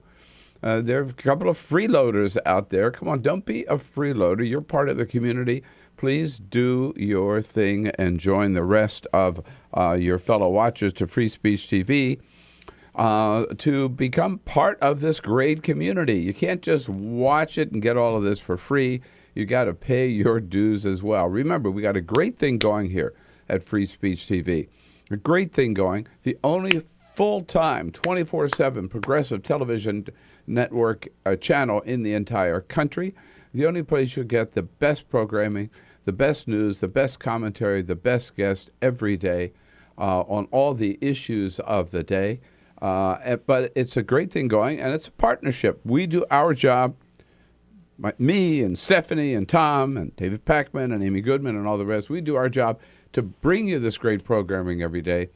And you got to do your job to help keep free speech on the air. So we ask you your help during this pledge drive. Again, if you haven't already done so, step up to the plate today. You only have 3 more days to do it. Don't put it off any longer. Do it today. And be as generous, please, as you can. Every dollar, remember, during this pledge drive now, because of a great matching grant we got from one of our very generous donors, pardon me, every dollar you give will be matched dollar for dollar by this matching grant. So another incentive to do it today. And if you can help us with just $5 a month or $60, we'll send you a beautiful Free Speech TV travel mug you can use every day on your way to work. You can double that up to $10 a month. Come on, we're worth that. $120 a year. We'll send you the Free Speech TV mug and a Free Speech TV T-shirt as well. Double that to $240 a year or $20 a month. Again, Free Speech TV, it is worth it. Come on. You get the Bill Press Show mug and a very special gift, the Equal Exchange African gift box, put together by our good friends down in the Republic of Congo. And every dollar for that gift goes to help the nuns who run the Panzi Hospital down in the Republic of Congo. And that box has some coffee in it, lip balm, some soap, bracelet, and other goodies. You'll love it. For $360 a month, the big prize, you get a Free Speech TV mug, 2 Bill Press Show mugs, and that African gift box. And as a very special treat, if you can afford to help Free Speech TV with $1,000, you make your way to Washington. Carol and I will take you out to dinner as our guest, and you'll come in the next morning and watch the show, meet all of our guests, and meet the Bill Press team, and join us in studio here for the show. All of that you can help us with. Free Speech TV. Again, the clock is ticking, so do it today. Get to that phone at 877-378-8669 or go online right now to freespeech.org. Thanks for your help.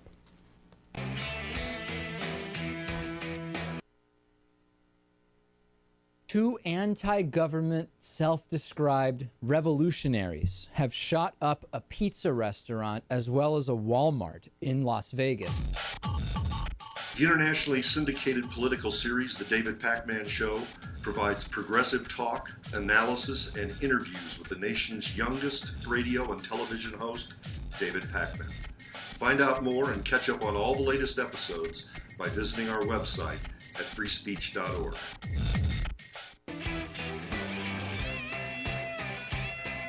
Hey, okay, and tweet using the hashtag WatchingBP. This is the Bill Press Show. 33 minutes after the hour, Kevin Barron from Defense One will be joining us soon here on the Bill Press Show. Talk about the big election in Israel yesterday and the outcome, not necessarily the one all of us are happy about. Meanwhile, on the Hill, just bringing you up to date on a couple of the latest developments. The Senate still deadlocked over the confirmation vote on Loretta Lynch to be our next Attorney General. As you know, it's held up this time, but held up before with some disagreement over Senate Republicans with President Obama's stance on immigration. Now they are holding Loretta Lynch up because they are trying to get Democrats to agree to accept a child sex trafficking bill, which just happens to have amended to it a new restriction on abortion in this country. Nothing to do with child sex trafficking. It's just Republicans again beating their old social agenda drum. Harry Reid, Democratic leader now, Harry Reid, talked yesterday that when this bill was first proposed, there were no riders on it, no amendments on it whatsoever. This abortion rider was not part of the original bill. Republicans just tacked it on. The House trafficking bill did not have abortion provision in it, didn't have it in it. The Cornyn bill set a dangerous precedent by applying the Hyde restrictions on non-taxpayer dollars. Simple as that. But Mitch McConnell says trying to change the subject and focus on the child sex trafficking part of the legislation. Come on, we need this. We're going to stay on this bill. It's important to the victims of trafficking. So if the bill really is, I mean, that's just double talk.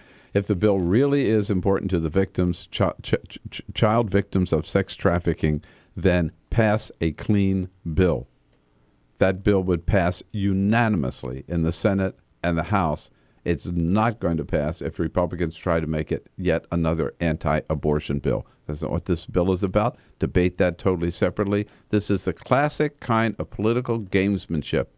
They could not get the tough anti-abortion bill on its own. So they tack it to a bill that otherwise everybody could support, the child sex trafficking bill, to try to con Democrats into accepting their extremism on abortion, opposition to abortion, as a price for getting the child sex trafficking bill and for getting the confirmation of Loretta Lynch, the very kind of political games that Mitch McConnell promised would end, would never happen again if he were made the leader of the Senate and Republicans took control of the Senate. So I don't know how that logjam is going to break. Meanwhile, Loretta Lynch, who has now been, I think it's 132 days by now since President Obama nominated her, waiting for Senate confirmation. And meanwhile, Eric Holder just stays on the job and has vowed to stay on the job until there is a vote. We're going to take a quick break. When we come back, Kevin Barron from Defense One joining us here on this Wednesday edition of the Bill Press Show. This is the Bill Press Show.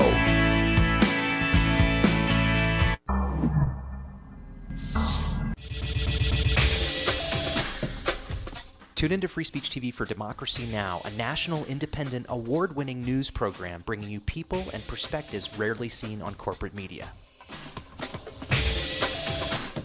I'm the retired bishop with the Episcopal Church as the bishop for all chaplains in federal service. I read that there was a group of people that represented a sense of injustice that I had. We'd lost Zuccotti. I mean, there was a kind of a hope that maybe Trinity Church would be gracious and give refuge. We picked this day where we would gather and demonstrate that Trinity was closing its ears to what was happening. We marched around the block, and I realized that, my goodness, they're carrying a ladder. And I thought, well, this is the moment.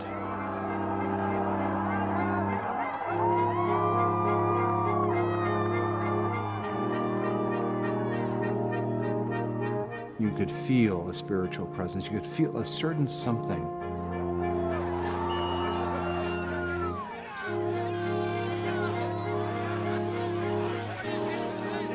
And then the cops came in. It got brutal. I'm with you right here. Robin, I'm here. The church needed, in this moment in history, to stand alongside of these protesters. The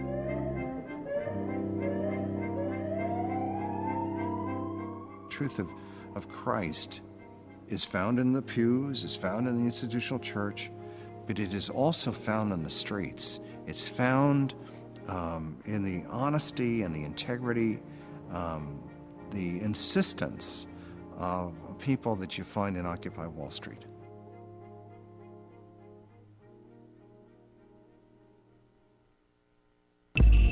Tune in to Gay USA with hosts Ann Northrup and Andy Hum for in-depth coverage of lesbian, gay, bisexual, and transgender news. Watch Gay USA every week, only on Free Speech TV. What the frack? What the frack? What the frack? What the frack? President Obama, are you fracking kidding me? Reopen the EPA studies. In Texas, Wyoming, and Pennsylvania. Fracking pollutes our oceans. Fracking poisons our water. Fracking makes climate change worse. Fracking relies on toxic chemicals that cause cancer. Ban fracking now. Ban fracking now. Go on. Ban it. Ban fracking now. Please.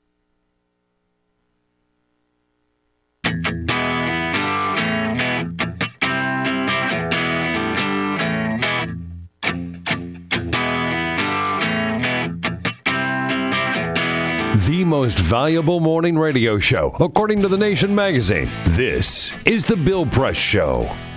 You got it. 20 minutes now before the top of the hour. It is Wednesday, March 18, a big election in Israel yesterday.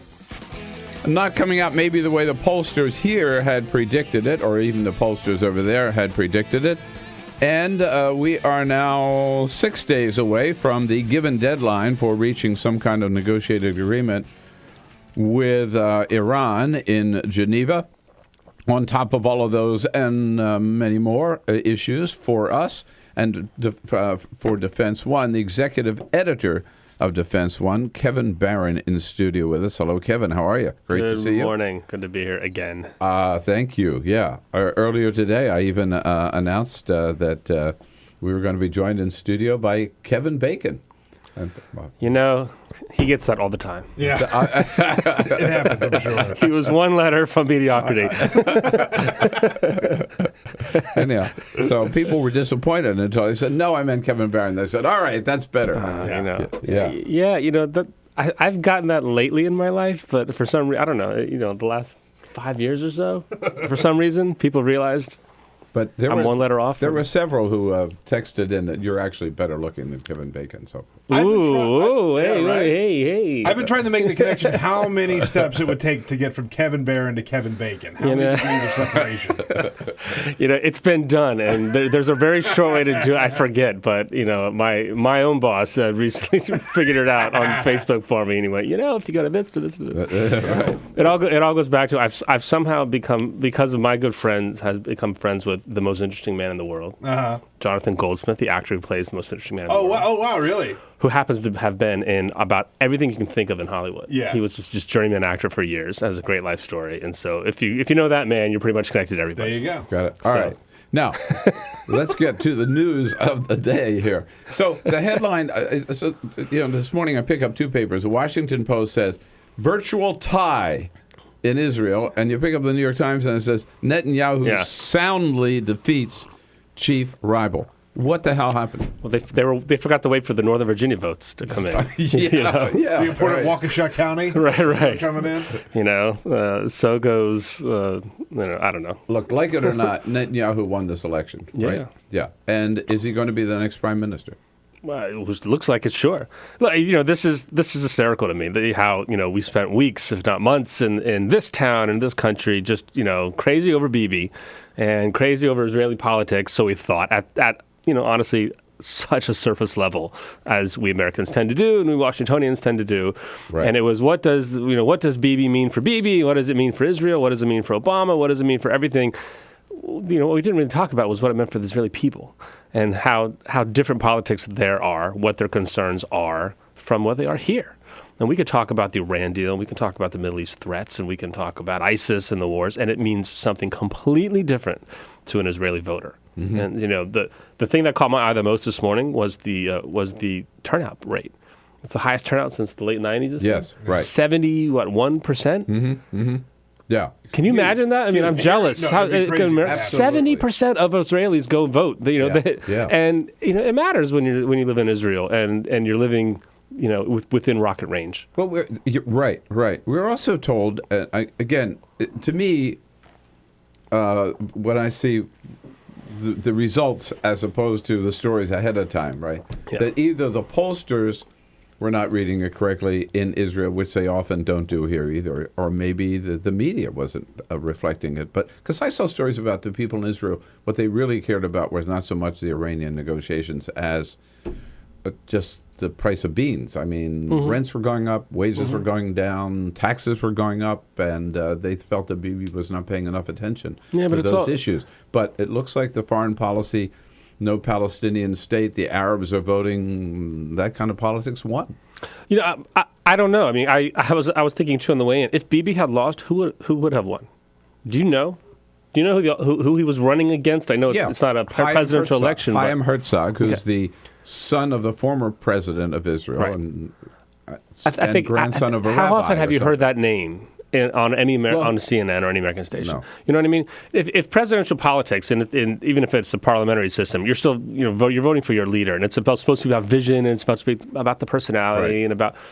I heard no alternative other than Bibi as an outsider. So I don't know whether if an Israeli was voting for the price of beans or voting because of what happened in Gaza or who knows what.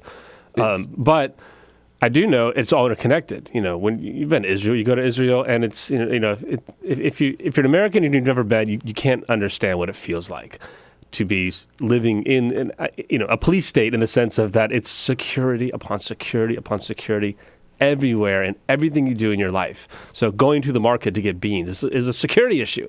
Yeah. Just to go shopping, to send your kids to school, to live there, to exist there is a security issue. Well, the key question, I think, is there's no doubt that relations between the United States and Israel, which have always been very, very close, they're our strongest ally, we are their strongest defender, that those relations have cooled under Bibi Netanyahu, particularly recently. The politics of cool, I'll say. Okay, yeah, the politics, not the policy. I insert that meaning from the Pentagon's perspective, from the military's perspective, and they mean it when they'll say it's probably one of the strongest relationships on the planet. Right. The military men don't care. Right. So keep that in mind, and that really matters. That's important. General Dempsey has gone to Israel countless times. Panetta went, Hagel went. Carter's going to go. Maybe a little later now because that is he is a cabinet member of the administration. But military to military wise, there's no daylight. Mm-hmm. Zero. Mm-hmm. Right. What about on the political level? Netanyahu and Obama repair this relationship? Well, they'll have to do something. Now they have to keep working with each other. Netanyahu's back in, and Obama, he's no lame duck yet. There's a lot going on. They'll have to figure out something, and. They'll have to figure out some way to be happier together, I guess. But at the same time, they really don't. Again, I'm a believer in politics where whenever we all start to get geeked up about something, it's usually not that big a deal. And by next Monday, we're all going to be talking about something else. And so guess what? America and Israel are going to be allies no matter what. With Obama, with Netanyahu, with Jeb Bush or Hillary, it doesn't matter. These two countries, because of the people behind them, are going to still be allies, despite their governors. All right, I want to take your lead. Next Monday, which is March 23rd. Like that segue? We are going to be talking about something. We're going to be talking about the fact that it's the day before the deadline to reach a deal in Geneva on Iran. Right. Will we? Will we get there? We might, and even if we don't, then it's Tuesday, it's Wednesday, and then it's Thursday. You know what I mean? It's again, we're all looking at this as like a dead deadline. No. Are they ever? Congress can print money if it wants to, and governments can go. We'll wait till Tuesday if they want to. Now, what happens on Tuesday? So more than that, I don't know what's going to happen by that date. I hope there's a deal. I hope for peace. In all cases. Even though I'd run Defense One. It might be bad for my business, but it's good for the world. So put that on the record. Thank you for Kevin Barron and Kevin Bacon probably supports peace. That said, the deal is, I think, closer than what people have realized. And the fact that we've come this far, I say we, that the Americans and the Iranians have come this far, and given their 30-year history. Not just European allies, but the P5, right? Right. They're there. It's at the table. There's two ways to look at this.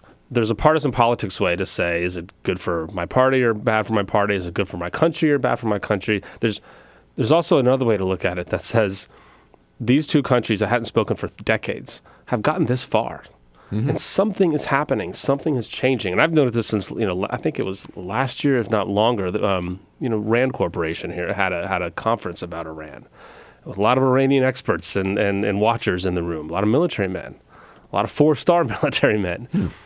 And the overwhelming sense was we're past the past, that we're working towards a deal. It may take a little more time than needed. It may not be perfect, but something's happening to the point where a year ago, people were still talking about, we're already talking about, not if, but when and how soon will relations be normalized, the embassy be reopened, and things get back to a different track.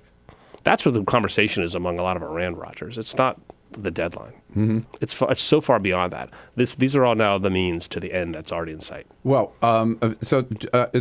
sticking to the possible agreement at any rate, if it does come out as is rumored, meaning a 10-year delay with inspections in the meantime to make sure that they're living up to the agreement.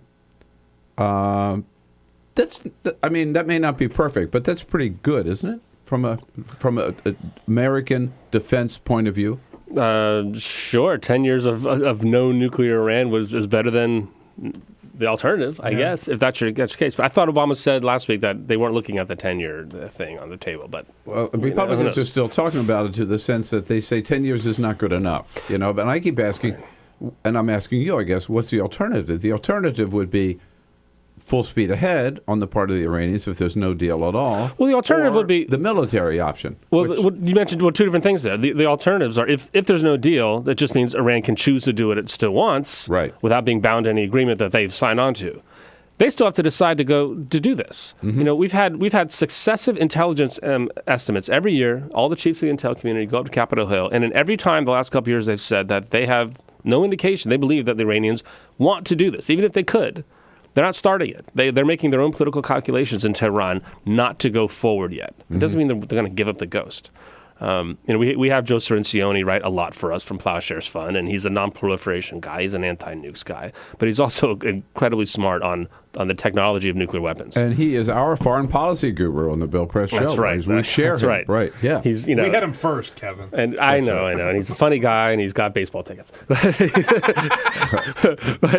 but I love when he makes the point of saying this isn't the same Iran we're dealing with of 5 years or 8 years ago or 10 years ago, and the amount of time it takes, and the amount of centrifuges, when you get really into the technical nitty-gritty of why we're not saying all or nothing now, why the U.S. is not going to the table saying, all right, it has to be all or nothing, because that's not even a negotiating point. The Iranians won't even start with that. So forget that. Okay. What can you get, and how close can you get to it? Whether or not the Iranians retain any capability that could lead them toward a nuclear weapon is one thing. Whether they make the political calculation to actually do it, that's something else. That's what the intelligence community keeps looking at. And isn't it also significant that at this point, while these negotiations are underway, in Iraq, the Iranians are kind of solving our bacon, saving our bacon by helping. Back to bacon. Right, back to bacon. I'm sorry. Back to bacon. Right. All roads lead to bacon. So it's Kevin Barron to the Iranians together. But they're saving us in Iraq by helping the Iraqis take back Tikrit. Yes. That's significant that they're there. We don't admit it. We're not working with them. We're not dealing with them, but they're in there. On our side, basically. Yeah. Well, this is the case of we were begging the neighbors in the region to come help the fight against ISIS. It just that wasn't the neighbor we hoped for. Right. But those are the ones. The Americans knew that was going to happen all along. That the Iranians were getting more and more involved. And Tikrit is being taken, and it's not American boots mostly on the ground. Right. So yeah, I'm telling you. Well. Weighty issues. Did we solve it yet? Did we solve it? We did. At least we shed a little more light on them. Thanks to you. Thanks so much. My pleasure. All right. And Defense One is where you find it, defense1.com, or you can follow Kevin on Twitter at Defense Baron. Not Bacon. Baron. Thanks, Kevin. Good to see you. Yeah, you bet. This is the Bill Press Show.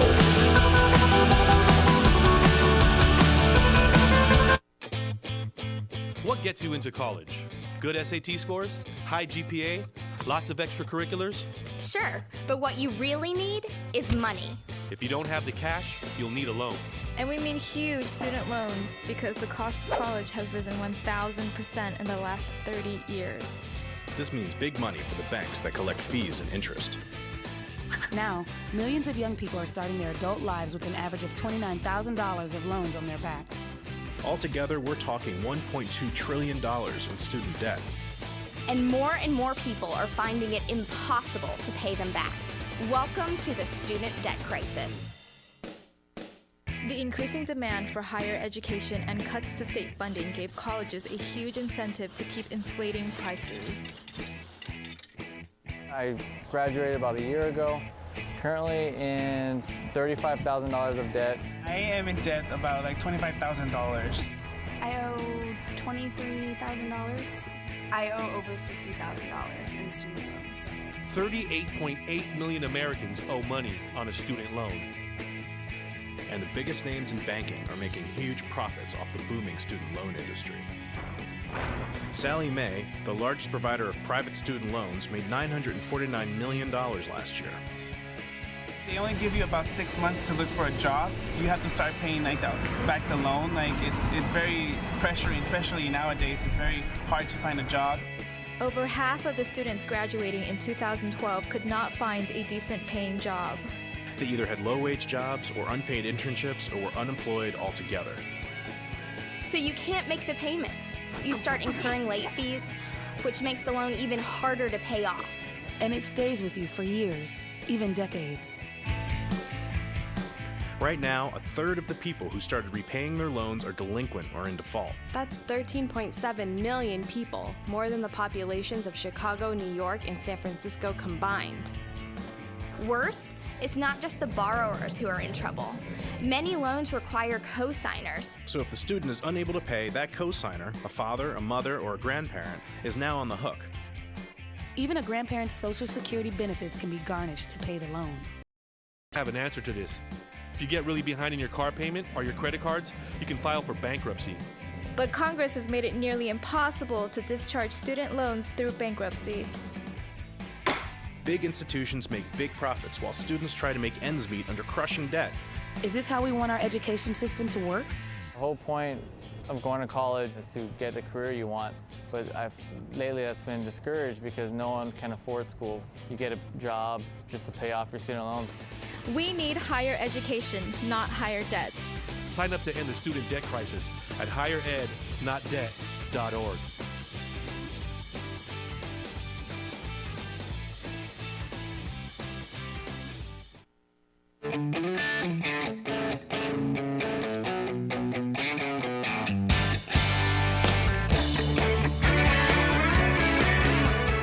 The Parting Shot with Bill Press. This is the Bill Press Show. Well, Abraham Lincoln said it best, better to remain and be thought a fool than to speak out and remove all doubt, especially if you're CEO of a big business. Remember, the head of Chick-fil-A got in trouble for condemning same-sex marriage. Well, today, fashion designers Dolce & Gabbana are in hot water for saying that same-sex couples should not have children because in vitro fertilization only creates synthetic children. You know, look, they may be famous designers, but when it comes to raising children, they don't know what they're talking about. In vitro fertilization has enabled millions of couples, gay and straight, to have children, and given millions of children the gift of life with wonderful, loving parents. Frankly, I don't have any Dolce & Gabbana in my wardrobe. If I did, I would burn them. But my advice to them is they ought to do what the head of Chick-fil-A did. He said he was going to shut up and just sell chicken. Dolce & Gabbana ought to shut up and just sell clothes. Designer clothes. I don't care. That's it for today, folks. Have a great Wednesday. Come back and see us again tomorrow. This is the Bill Press Show.